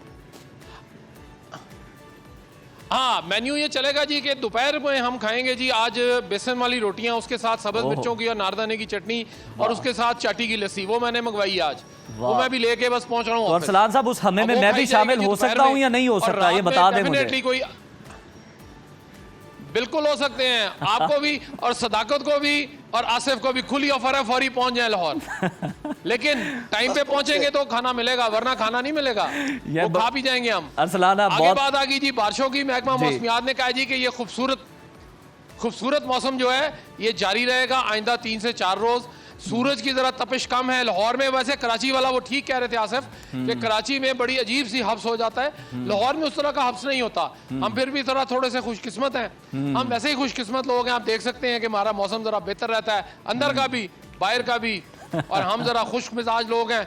कराची बेचारे थोड़े खुश्क हो जाते हैं तो वो भी खुश्क हो जाते हैं, लेकिन उनका उसमें कोई कसूर नहीं है। मेरे लिए सारे मुतकाबिले एहतराम काबिले मोहतरम है। मामला सिर्फ इतना सा है जी कि बारिश होगी, थोड़ी सी मुश्किलात जरूर होंगी। आप अगर जब नहाते हैं अपने वॉशरूम में भी, वहां भी थोड़ा सा पानी रुक जाता है, फिर निकल जाता है, तो हमें थोड़ा सा सब्र भी करना चाहिए। हम शहरी जो हैं एकदम से। अरसलान, ठीक है, आप तो मौसम भी इंजॉय कर रहे हैं और शहरियों को जो कीमती अपनी तजावीज़ हैं वो भी आप दे रहे हैं, मशवरे भी दे रहे हैं, और देखते हैं अब शहरी उस पर कितना अमल करते हैं। बहुत शुक्रिया आप तीनों का। और वाकई जी, सलाम बता रहे हैं कि लाहौर का मौसम भी बड़ा ज़बरदस्त है, और सदाकत अली हमें बता रहे हैं कि इस्लामाबाद में जनाब बस बारिश बरसने को तैयार है, जबकि कराची की अगर बात करें तो थोड़ी सी वहाँ पर गर्मी है, सूरज आंखें दिखा रहा है, लेकिन ठंडी हवाएं जो हैं वो भी चलने का सिलसिला जारी है और बारिशें बरसने की भी पेशगोई है। तो तीनों नुमाइंदगान हमारे साथ मौजूद थे, आप तीनों का बहुत शुक्रिया। आगे बढ़ते हैं नाजरीन। सऊदी अरब की हुकूमत ने बार बार उम्रा अदा करने के ख्वाहिशमंद ज़ायरीन को एक बड़ी खुशखबरी सुनाते हुए मल्टीपल एंट्री उम्रा वीज़ा पॉलिसी का बाकायदा आगाज़ किया है। सऊदी वजारत हज उम्रा के मुताबिक इस नए वीज़े की मजमूई मियाद 1 साल होगी, जिसके तहत ज़ायरीन को सऊदी अरब में 90 दिन क़याम करने की इजाज़त दी जाएगी। इस नई पॉलिसी के तरीक़ाकार, शराइत और पाकिस्तानी ज़ायरीन को हासिल होने वाले फ़वाइद की तफसीलात जानते हैं। हमें ज्वाइन किया नामवर वीज़ा कंसल्टेंट यूसुफ अलमास साहब ने। बहुत शुक्रिया आपके वक्त का। सऊदी हुकूमत की जानिब से 1 साला मल्टीपल एंट्री उम्रा वीज़ा पॉलिसी के बारे में बताइएगा देखने वालों को, इससे ज़ायरीन को अमली तौर पर किस तरह से फैसिलिटेट किया जाएगा? सबसे पहले तो मैं आपका शुक्रिया अदा करता हूँ कि आपने मुझे मौका दिया। तो जहाँ तक सऊदी अरब का मामला है, तो सऊदी अरब के 2 पहलू हैं इस इशू पर जी। एक तो ये है कि वो हमेशा से उम्रा और हज के जो ज़ायरीन हैं उनकी सहूलियात के लिए वो हमेशा से नए इक़दाम करता रहता है। दूसरी बात यह है कि उनकी बहुत सारी जो मईशत है वो भी ज़ाहिर है कि इस चीज़ से जुड़ी हुई है, तो लिहाजा वो जो भी कोई चीज़ें इक़दाम करता है तो उसमें दोनों चीज़ें साथ साथ मौजूद होती हैं। तो इस तरह से देखा जाए तो वो एक बैलेंस है। मैं इसको गलत नहीं समझता, मैं समझता हूँ कि ये अच्छी चीज़ है, और जब चीज़ें किसी भी इंसान की या इदारे की, मुल्क की मतलब मईशत से जुड़ी होती हैं तो वो ऑटोमेटिकली बेहतरी की जानिब जाती हैं। तो वीज़ा के उम्रा के हवाले से बहुत सारे ऐसे ज़ायरीन पूरी दुनिया के अंदर मौजूद थे कि जिनके साथ ये प्रॉब्लम था कि यार बार बार वीज़ा लेना पड़ता है और उसका प्रोसेस होता है और वो प्रोसेस बहुत लंबा होता है वगैरह इस तरह की चीज़ें। और उसमें फिर पाकिस्तान ख़ास तौर पर और ये हमारी जो सब कॉन्टिनेंट है और साथ उसमें इजिप्ट है और कुछ इस तरह के ममालिक है जहाँ से बहुत ज़्यादा लोग जाने वाले होते हैं। तो इन ममालिक के लिए उन्होंने ये चीज़ की कि अच्छा एक इंट्रोडक्टरी एक लेवल पे अभी उन्होंने स्टार्ट किया कि भाई पूरे साल का वीज़ा दे दिया जाए, तो ये मल्टीपल एंट्री वीज़ा कहलाता है। लेकिन इसके अंदर उन्होंने एक तरीक़ेकार रखा है। वो तरीक़ेकार ये रखा है कि उनका एक इदारा है, उसको कहते हैं नुसक। ये आमतौर पे इंग्लिश में पढ़े तो लोग इसको नसक पढ़ते हैं, ये नसक नहीं है, नुसक है।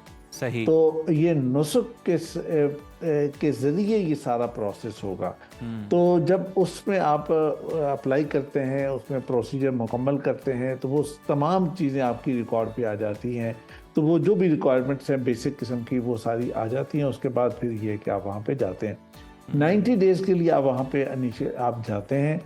90 डेज़ से के बाद जो ही आप 90 डेज़ के लिए जाएंगे तो उसके बाद आपके ये जो 1 साल की एंट्री होती है वो बेसिकली ख़त्म हो जाती है। सही। और 90 डेज़ यानी 3 महीने मुकम्मल करने के बाद जब आप वापस आए और वापस आने के बाद फिर जब आप दोबारा जाना चाहते हैं तो अब आपको वीज़े का वो जो इनिशियल लंबा प्रोसेस होता है वो नहीं करना होगा। आपको जस्ट नुसक के साथ एक कांटेक्ट करना है और उसकी जो बेसिक 1-2 चीज़ें वो ऑनलाइन आप प्रोसेस करेंगे तो वहीं पर आपको एक दूसरी एंट्री मिल जाएगी और वहाँ से आप दोबारा एंट्री के लिए आप वहाँ पे चले जाएंगे। अब ये चीज़ है कि मिसाल के तौर पे उन्होंने मैक्सिमम एंट्री तो 90 डेज़ की रखी है, लेकिन 90 डेज़ रहने वाले कितने लोग होते हैं? वो कम होते हैं। असल में ये होता है कि बहुत सारे लोग ऐसे होते हैं कि जो जाते हैं कुछ हफ्तों के लिए जाएंगे और उसके बाद वापस आएंगे, फिर जाएंगे, बार बार वो जाते हैं। तो ऐसे लोगों के लिए दरअसल इसका बहुत ज़्यादा फ़ायदा होगा। उसके बाद एक और चीज़ इसमें ये होती है कि जो आपको मैं बताता चलूं कि पिछले साल 2025 के अंदर तकरीबन 4.5 करोड़ लोगों ने सऊदी अरब में उम्रा अदा किया था। जी। अब अगर हम इस सारी सिचुएशन को समझें तो जाहिर है कि उनके लिए भी एक एडमिनिस्ट्रेटिव एक बहुत बड़ा चैलेंज बन जाता है कि इतने लोगों की हैंडलिंग और वीज़ा और बिल्कुल यूसुफ साहब, मेरा भी सवाल यही था कि जिस तरह माह रमज़ान आता है और उसमें हम देखते हैं कि बहुत ज़्यादा लोग जो हैं वो सऊदी अरब का रुख करते हैं। सभी की ख्वाहिश होती है कि इस मुबारक महीने को, मुक़द्दस महीने को सरज़मीन मुक़द्दस पर जो है वो गुजारा जाए। तो ऐसे में यकीनन इंतज़ामी मसाइल भी बहुत होंगे। तो क्या इस तरह की भी कोई कदगन रखी गई है कि इस स्पेसिफिक मंथ के अंदर या किसी भी स्पेसिफिक मंथ के अंदर अब इस लिमिट से ज़्यादा जो है वो ज़ायरीन को आने की इजाज़त नहीं होगी? नहीं, असल में यह है कि इसमें एक कंडीशन सिर्फ रखी गई है। वो कंडीशन ये है कि आप हज के दिनों में आप नहीं जा सकते। और वो है 1 ज़िलक़ाद से शुरू होकर 13 ज़िलहज तक। ये जो टाइम है, इस टाइम के अंदर आपका ये वीज़ा जो है ना वो एक्टिव नहीं होगा और इसमें आप ट्रैवल नहीं कर सकते इस वीज़े के मुताबिक। उसमें यह है कि उसके अलावा रमज़ान के लिए मतलब बेशुमार लोग हैं जो रमज़ान में जैसे आपने कह रहे हैं वो जाना चाहते हैं, तो उसके लिए तो बहुत ज़्यादा ये सहूलत हो जाएगी कि उसके मतलब जब भी जाना है, रमज़ान में जाना है, बड़े आराम से आप नुसक पे जाके ऑनलाइन आप अपना प्रोसेस करेंगे, वीज़ा लगा हुआ है, कोई इशू नहीं आपके लिए। और आपने उसी वक्त अपनी कंफर्मेशन कर ली और आपकी डेट्स कंफर्म हो गई और आपको वीज़ा मिल गया। तो यूसुफ साहब ये भी बताइएगा कि बिल्कुल आसानी तो होगी, लेकिन क्या साल में कोई एक दफ़ा ही अगर 90 दिन का स्टे वहाँ पर कर लेता है तो उसके बाद जो है उसको अलाउ नहीं होता, जिस तरह से आप भी बता रहे हैं, या फिर ये जो मुद्दत है 90 दिन की ये आपको किस्तों में पूरी करनी है या फिर एक साथ भी कर सकते हैं? ये भी क्लियर कीजिएगा। नहीं, ऐसे नहीं है। ये इसको यूँ समझें, ये 90 दिन अगर आपने एक दफ़े कर लिया है ना तो उसके बाद आप आके तो आप दोबारा नुसक पे जाके आप अपना प्रोसेस करते हैं तो वहीं से आपको दोबारा आपको अलाउ हो जाता है।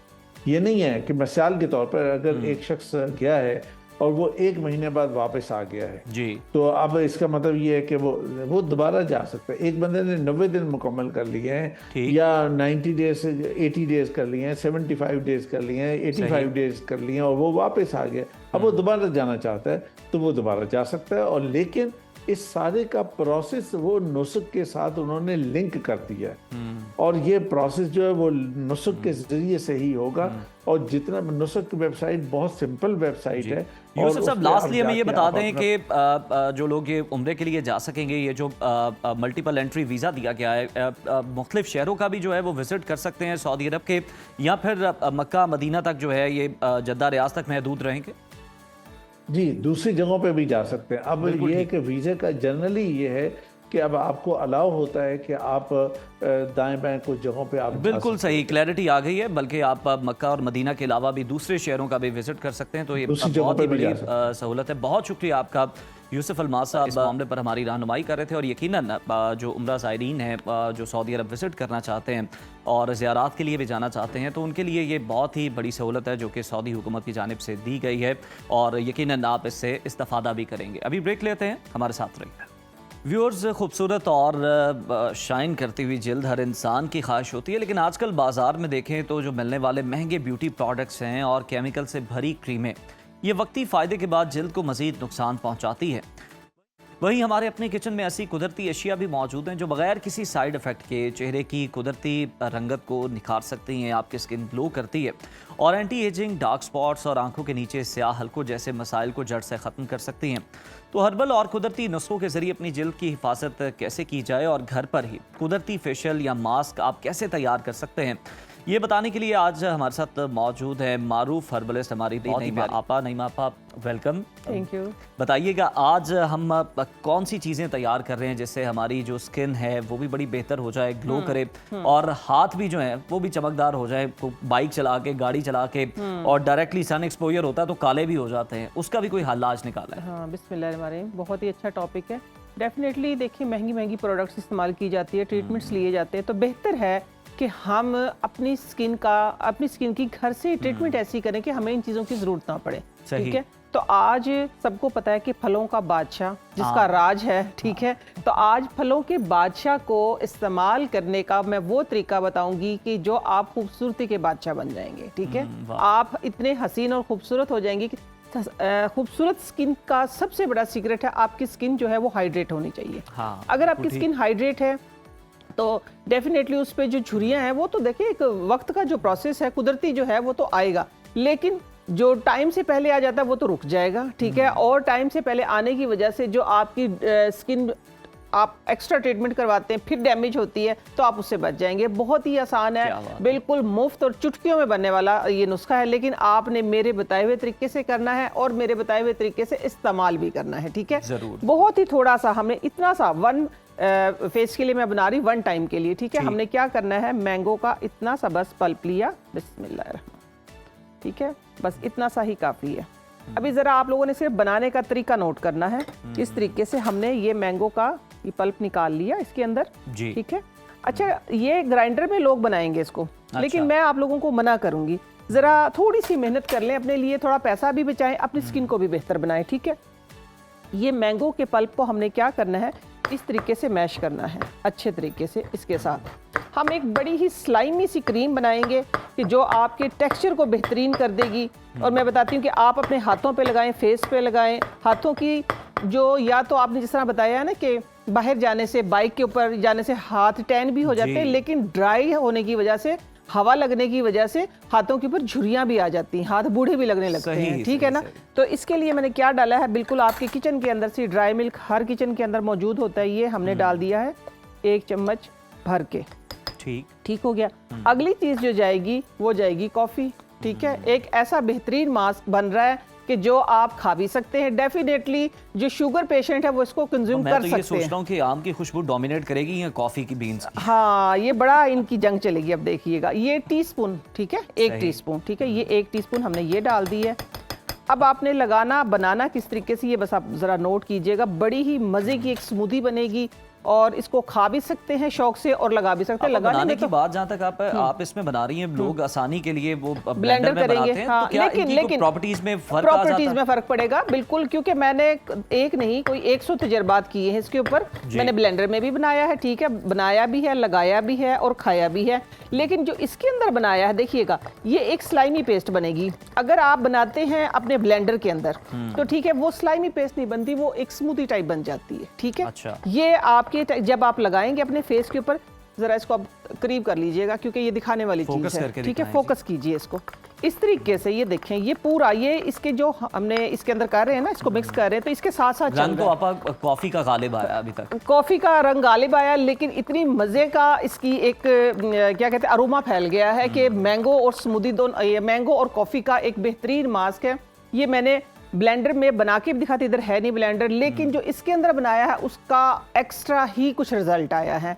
आप सिर्फ इसके अंदर आपने, अच्छा, स्किन टाइप कौन सी हो, चाहे आपकी ऑयली है, कॉम्बिनेशन है, आपकी स्किन ड्राई है, जो भी फॉर्म है आपकी स्किन की, ये बताना बहुत जरूरी।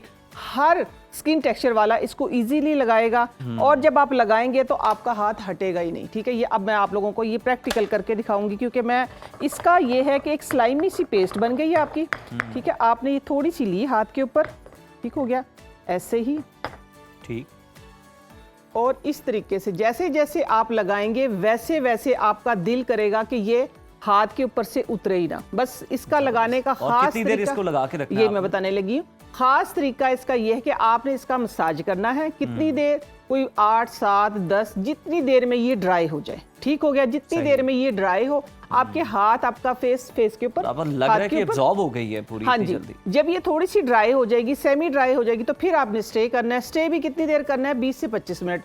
सिंपल पानी से वॉश करें, बाद में ठंडा पानी डालें और फिर अपनी स्किन का टेक्सचर जो चेंज होगा वो देख के आप खुद हैरान होंगे, ठीक है। ये जबरदस्त किस्म की बनी है। अब अगला जो टॉपिक आता है, अच्छा, ये आपके अब क्या क्या मसाइल को हल करेगी, आपकी स्किन को हाइड्रेट करेगी, आपकी स्किन के ऊपर जो बारीक, जिसको बोलते हैं ना हम, कि बारीक झुर्रियां आ जाती हैं, उसको क्योंकि स्किन हाइड्रेट होगी तो वो झुर्रियां खत्म होंगी। कॉफी जो है आप सबको पता है कि टैनिंग को खत्म करती है, ये डार्क स्पॉट को खत्म करती है। इसके अंदर जो मैंगो के अंदर है, विटामिन ए है, विटामिन सी है, विटामिन के पढ़ने में आया है, ठीक है। लेकिन विटामिन ए क्या होता है इसके अंदर, रेटिनॉल, ठीक है, जो हमारी आंखों के लिए भी अच्छा है और हमारी स्किन को भी जवान रखने के लिए बहुत अच्छा। विटामिन सी हमारा स्किन टेक्सचर बेहतर करता है, निशानात को फेड करता है। तो ये दोनों मिलके, साथ में मैंने इसके अंदर डाला है ड्राई मिल्क। ड्राई मिल्क में आप सबको पता है, जिस तरह मैं यूज़ करती हूँ दही या ड्राई मिल्क लैक्टिक एसिड के लिए, जो हमारी स्किन को प्लम और खूबसूरत और बच्चों की तरह टेक्सचर बनाता है हमारा। तो ये आपका एक एंटी एजिंग, ठीक है, एंटी रिंकल जी, एंटी स्पॉट, डार्क स्पॉट्स को छाइयां बोलते हैं, और स्किन हाइड्रेशन के लिए एक मल्टीपल मास्क आपने सिर्फ कितने 5 से 10 रुपए के अंदर तैयार कर लिया। और इस्तेमाल किस तरह करना है, डेली, 1 हफ्ता डेली करें। 1 हफ्ता डेली करने के बाद फिर आप हफ्ते में 2 से 3 दिन करें। लेकिन जो कुदरती चीजें होती हैं, इनका कोई साइड इफेक्ट नहीं होता है, आप इनको डेली भी कर सकते हैं। जितना अपने आप को टाइम देंगे, आपका अपना फायदा है, ठीक है। अगली चीज जो आती है, अब एक और मैं सीक्रेट लेके आई हूं कि जो आपकी स्किन को जवान और खूबसूरत बनाएगा, अगर आप इसका हफ्ते में सिर्फ 3 दिन इस्तेमाल करेंगे, ठीक है। ये है, आप लोगों को नजर आ रहा होगा, तबाशीर, ठीक है। ये मैं हाथ पे निकाल के दिखाऊंगी, मैं प्याली में निकाल के दिखाऊंगी आप लोगों को। आज मैं स्पेशल ये बना के आई थी कि मैंने आप लोगों को हाथ पे ये लगा के दिखाना है मास्क, इसलिए मेरे हाथ थोड़े तरह होंगे। ये देखें, ये तबाशीर है, ठीक है, एक ट्रांसपेरेंट सी, ठीक है।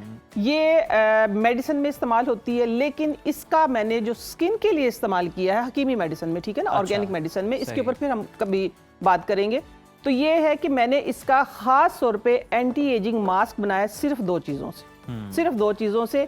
क्या, स्किन के ऊपर जब हमारे छाइयाँ, झुर्रियाँ इकट्ठी होकर, आप देखें कि जिस तरह लेट से जिस तरह ये मेरे हाथों का एक टेक्सचर आपको नजर आ रहा है, इस टाइप की स्किन हो जाती है हमारी, सारी स्किन श्रिंक हो जाती है, स्किन के ऊपर झुर्रियां नजर आना शुरू हो जाती है। तो आपकी स्किन को जवान और खूबसूरत बनाने के लिए इसका बहुत बड़ा किरदार और बहुत सस्ती है, ठीक है। ये सिर्फ 50 रुपए में आई है, ठीक है, 50-100 रुपए में, कहीं से 100 में, कहीं में 50 में। आपने लेकिन इस्तेमाल जो करनी है वो सिर्फ 5 रुपए की करनी है। अच्छा। ये देख, हाँ, 5 रुपए की करनी। कैसे कि देखिए, ये मैंने पाउडर बना के रख लिया, बड़ा आसानी से इसी में खर्ल हो जाता है, पाउडर बन जाता है। पाउडर बनाने के बाद आपने ये करना है, इसको जरा सा, बस सॉरी, साफ वाली स्पून लूंगी, आपने इसको इतना सा लेना है जितना ये मैंने ले लिया, बस, ठीक है। इसके अंदर अगर आपकी स्किन एक्स्ट्रा ड्राई, ये ज़रा नोट करने वाली बात है, ये मैंने बताया ऑल टाइप के लिए, ठीक है। अब जिनकी स्किन एक्स्ट्रा ड्राई है, ड्राई स्किन जो होती है उस पर झुर्रियाँ जल्दी आती हैं, ठीक है।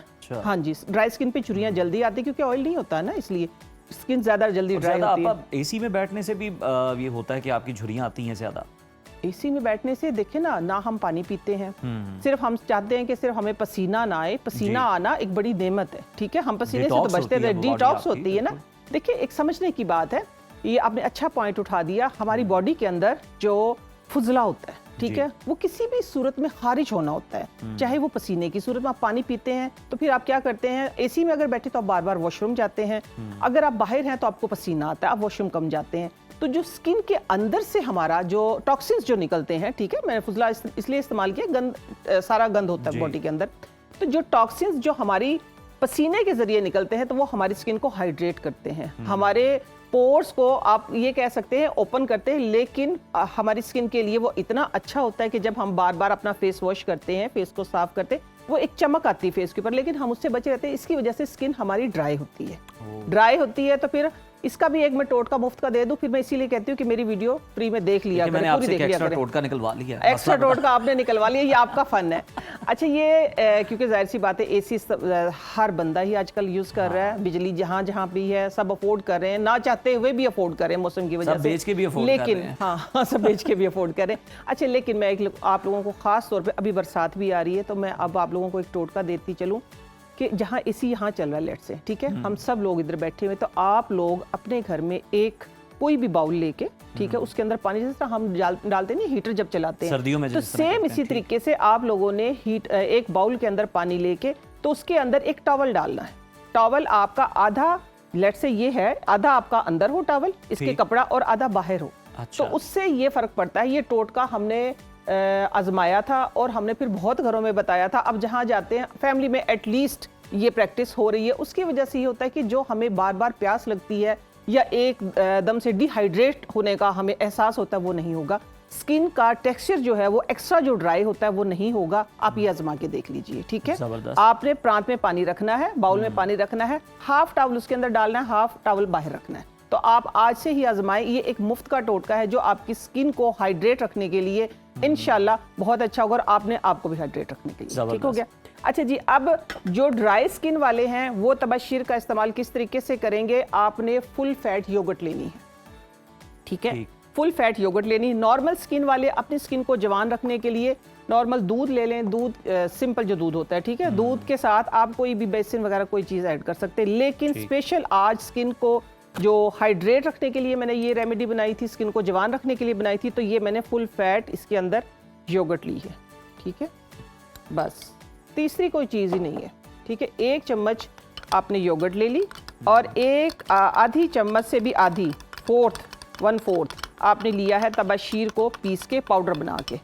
अब आपने करना ये है कि इसको भी सेम उसी तरीके से स्किन पे लगाएं, लेकिन इसको लगा के आपने एटलीस्ट 30 मिनट वेट करना है। 30 मिनट वेट करने के बाद ही अच्छी सी स्किन के अंदर ये जो योगर्ट होगी या आपका दूध होगा वो स्किन के अंदर इसके एक्सट्रैक्ट के साथ ऑब्जर्व हो जाएगा, और वो आपकी स्किन को जब आप इसके ऊपर जब 30 मिनट के बाद वेट फिंगर के साथ मसाज करेंगे, जैसे ही आप फेस वॉश करेंगे, जैसे फेस आपका ड्राई होगा तो आपको खुद से ही लगेगा कि आपकी स्किन खींच रही है, ऐसे लग रहा है जैसे आपका कोई ट्रीटमेंट हो रहा है। ये आप आजमा के देखेंगे तो फिर आपको फर्क लगेगा, फिर आपको पता लगेगा। इस तरीके से बस आपने लगाना है, लेप लगा के, और इसको छोड़ देना है, ठीक है। इसका मसाज नहीं करना। पहले वाला जो मैंने मास्क बताया था उसको हमने स्किन के अंदर हाथ के साथ। अब हम अपने सेगमेंट के इख्तिताम पे पहुंच रहे हैं। कोई और नुस्खा अगर है, कोई मास्क आप बना के बताना चाहती हैं तो वो भी बता दें। मास्क देखिए, नहीं मास्क नहीं, मैं आपको टिप दूंगी, ठीक है। अगर स्किन को यंग और खूबसूरत रखना है, बेदाग रखना है, तो विटामिन ई बेस्ट ऑयल है, कैस्टर ऑयल बेस्ट ऑयल है। कोई भी मास्क लगाया है आपने, आप इसको वॉश करें ठंडे पानी के साथ, चंद ठंडे पानी के साथ वॉश करने के बाद स्किन के ऊपर अच्छे तरीके से लगा के, विटामिन ई है या कैस्टर ऑयल थिक ऑयल, ठीक है। उसके बाद फिर आपने स्किन को इस तरीके से टैप टैप करना है, ठीक है।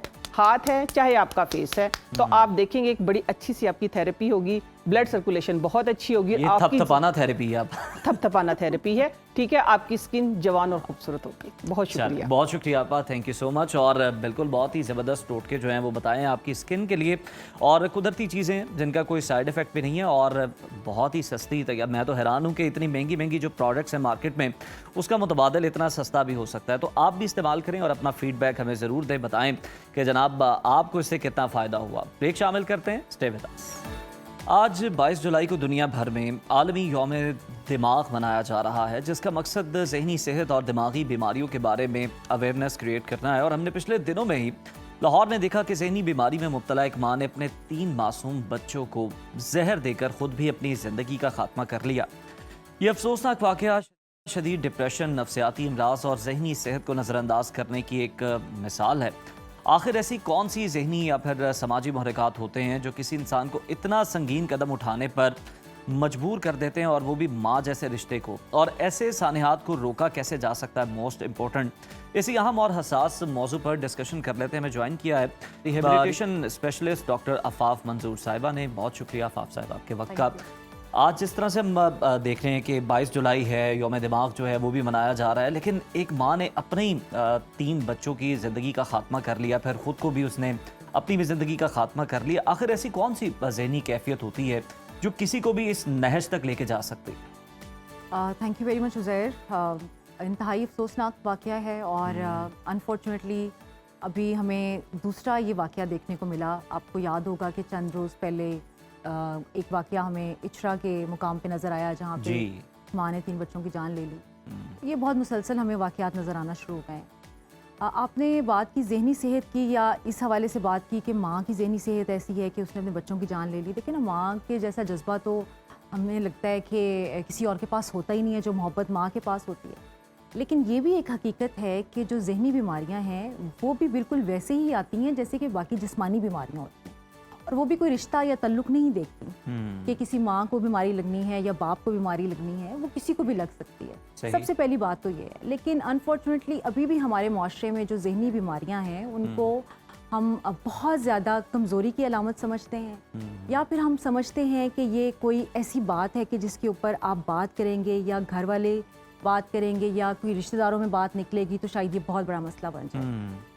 और एक बात और जहन में रखें कि जो वाक़यात हमारे सामने नज़र आते हैं कि अचानक कोई ऐसा हादसा हो गया, कि अचानक नहीं होता, इसके पीछे पूरी एक लंबी कहानी होती है और वो बरसों से चल रही होती है। सही। आप उनकी हिस्ट्रीज उठा के देखें तो आपको पता चलेगा कि कहीं कोई ज़हनी बीमारी थी, कोई नफ्सियाती कमज़ोरी थी, कोई ऐसा मामला था जिसने सालों उस मसले को पाला और फिर अचानक हमारे सामने वो एक खौफनाक हादसे की सूरत में हमारे सामने आ गई।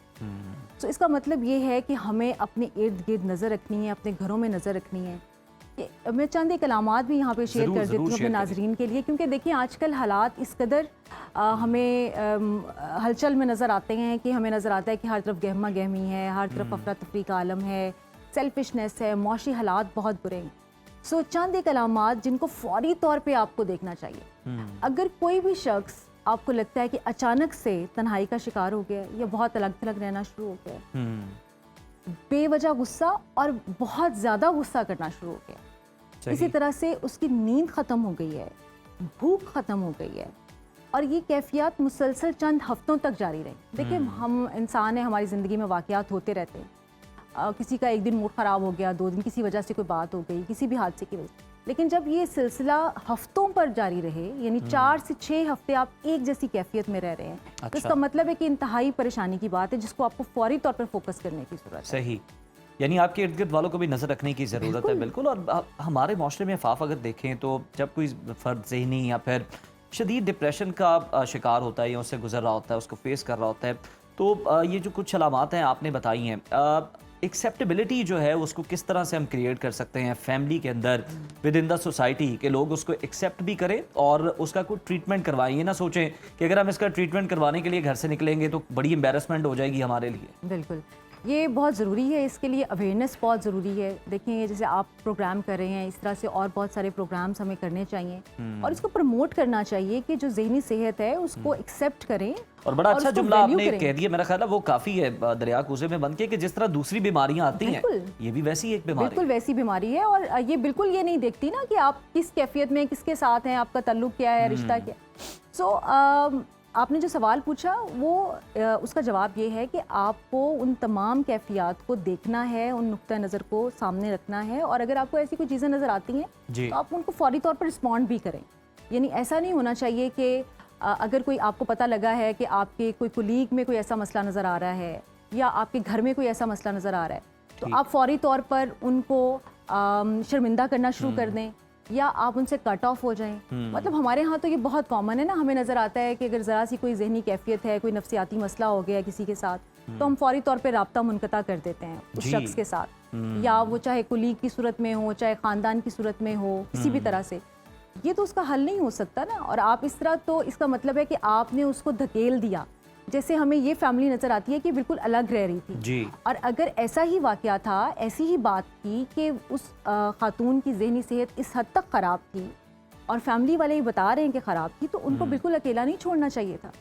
सो सबसे पहली बात तो ये है कि अगर कोई भी शख्स इस तरह की कैफियत में है तो घर वालों को, फैमिली को साथ उनका देना चाहिए, उस पर कोई सुपरविजन होनी चाहिए, कोई प्रोटेक्शन होनी चाहिए। तो ये बहुत ज़रूरी चीज़ें हैं कि आप इन रवैयों को एक्सेप्ट किस तरह करते हैं, आप इन्हें देखते किस तरह से हैं, किस नज़र से हैं, और फिर इनकी कबूलियत जो है वो बहुत ज़रूरी है। सही। आपको खुद भी कबूल करना चाहिए। देखें एक चीज़ जहन में रखें कि जो इंसान को डिप्रेशन का या किसी भी साइकोलॉजिकल सिचुएशन का शिकार होता है वो अपनी कैफियत शायद आइडेंटिफाई नहीं कर पाता और ये जिम्मेदारी उसके जो इर्द गिर्द के लोग हैं उन्हीं की होती है कि वो उसको नोटिफाई करें और उसको इस चीज़ के लिए इनकरेज करें कि आप अपनी जहनी सेहत का ख्याल करें और उसके लिए अगर किसी भी तरह के इलाज की ज़रूरत है तो वो करवाएं।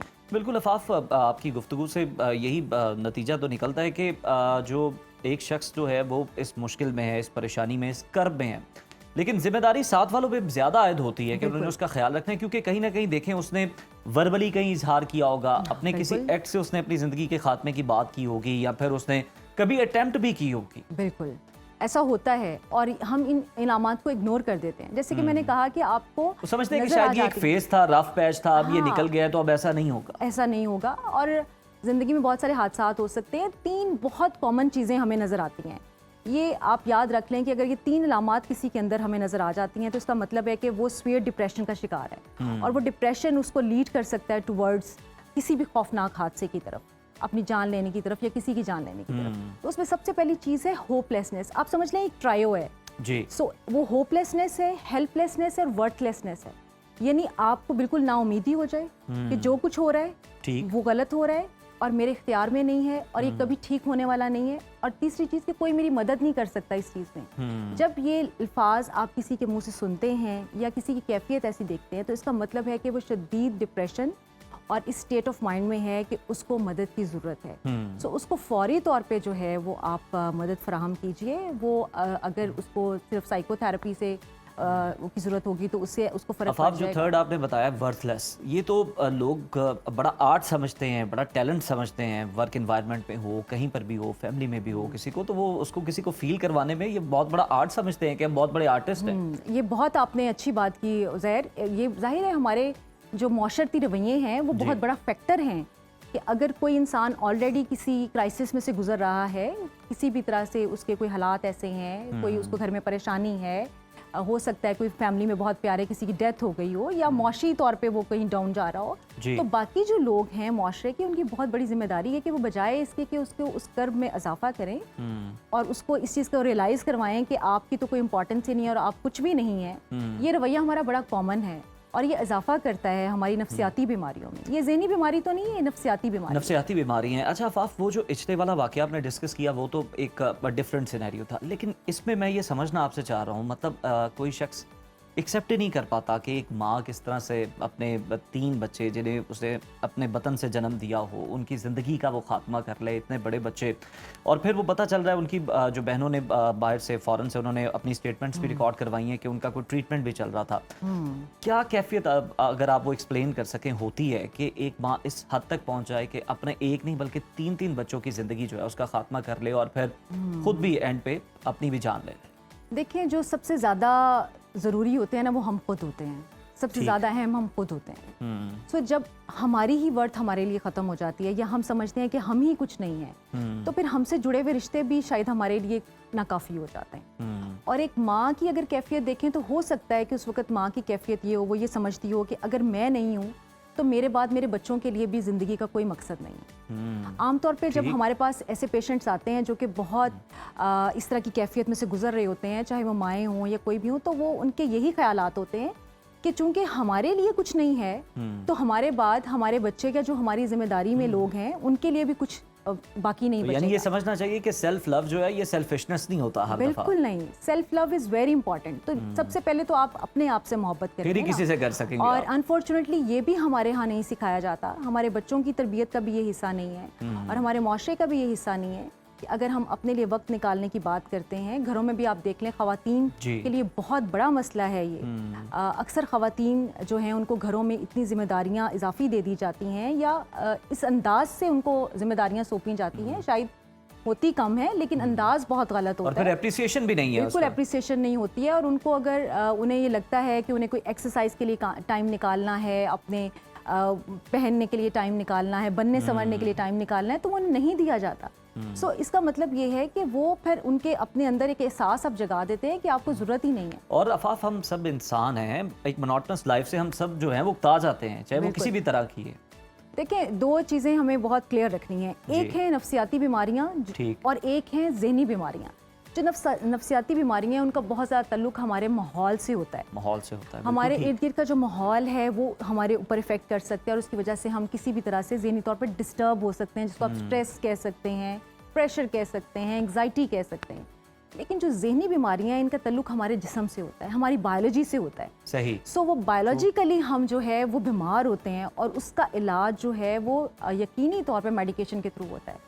और ज़हनी बीमारियों में हमारा एक आम तौर पे रवैया ये भी है कि हम मेडिकेशन की तरफ नहीं जाते हैं जी। हम समझते हैं कि बाकी पेट में दर्द हो रहा है, सर में दर्द हो रहा है तो उसकी गोली हम ज़रूर दे देंगे, वो तो सेल्फ मेडिकेशन है। लेकिन बहुत सारी ज़हनी बीमारियां जैसे कि स्किज़ोफ्रेनिया है, बाइपोलर डिसऑर्डर है, ये इस कदर ख़तरनाक ज़हनी बीमारियां हैं कि ये ना सिर्फ उस इंसान को जो इनका शिकार है उसकी ज़िंदगी को ख़राब कर रही होती हैं, बल्कि जो उनके इर्द गिर्द के बाकी लोग होते हैं, फैमिली मेंबर्स होते हैं, वो भी बेचारे सफ़र कर रहे होते हैं। अच्छा अफाफ, अब ये बताएं कि हम देखते हैं कि अमूमी रवैया गवर्नमेंट लेवल पे जो दूसरे अमराज हैं जिनकी हम बात करें उसके लिए तो बहुत सारे हॉस्पिटल्स हैं, लेकिन जो ज़हनी सेहत के लिए काम करने वाले इदारे हैं सरकारी सतह पर मौजूद नहीं है और हुकूमत ने लगता है छोड़ दिया कि ये प्राइवेट हॉस्पिटल और क्लिनिक वाले जाने और उनका काम जाने, हमारी तरजीहात में ये शामिल नहीं। देखिए, अनफॉर्चुनेटली हेल्थ के हवाले से हमारी ओवरऑल ही सिचुएशन काफ़ी ख़राब है। सिर्फ ज़हनी सेहत नहीं बल्कि जिस्मानी सेहत के लिए भी जो सहूलियात हैं वो बहुत कम होने के मुतरादिफ हैं पाकिस्तान में, और ज़हनी सेहत के तो बहुत ही कम इंस्टीट्यूशंस हैं जो कि काम कर रहे हैं। अभी अगर आप देखें तो गवर्नमेंट लेवल पे आपको लाहौर जैसे बड़े शहर में, जो कि शायद पूरे पंजाब को ही कवर कर रहा होगा, तो 2 ऐसे इदारे हैं जो कि ज़हनी सेहत को देखते हैं और उसमें इस कदर नंबर ऑफ़ पेशेंट्स होता है कि शायद डॉक्टर्स भी पूरी तरह से उसको टाइम नहीं दे पाते पेशेंट के लिए। और इतना कुछ पेशेंट्स तो ऐसे होते हैं कि जिनको शायद एक प्रोटेक्शन की ज़रूरत होती है, एक अलग माहौल में रहने की ज़रूरत होती है, अंडर सर्विलियंस ज़रूरत होती है, बिल्कुल। और वहाँ पे आपके पास गुंजाइश ही नहीं है कि इतने पेशेंट्स आप वहाँ रख सकें, उनकी देखभाल कर सकें। सो ऑफ कोर्स गवर्नमेंट का भी बहुत इसमें ज़िम्मेदारी है, लेकिन हमारे माशरती रवैये बहुत अहम हैं। सबसे पहले तो हम ही आइडेंटिफाई करेंगे ना, घर वाले आइडेंटिफाई करेंगे कि हमारे घर में कोई ऐसा शख्स मौजूद है जिसको मदद की ज़रूरत है। और ये भी जहन में रखें कि ज़हनी बीमारी होने का मतलब कोई पागलपन नहीं होता। ऐसा नहीं है कि वो इंसान पागल है, आप हो जाएंगे, लाइफ लॉन्ग थोड़ी वो आपके साथ चल रही है। बिल्कुल।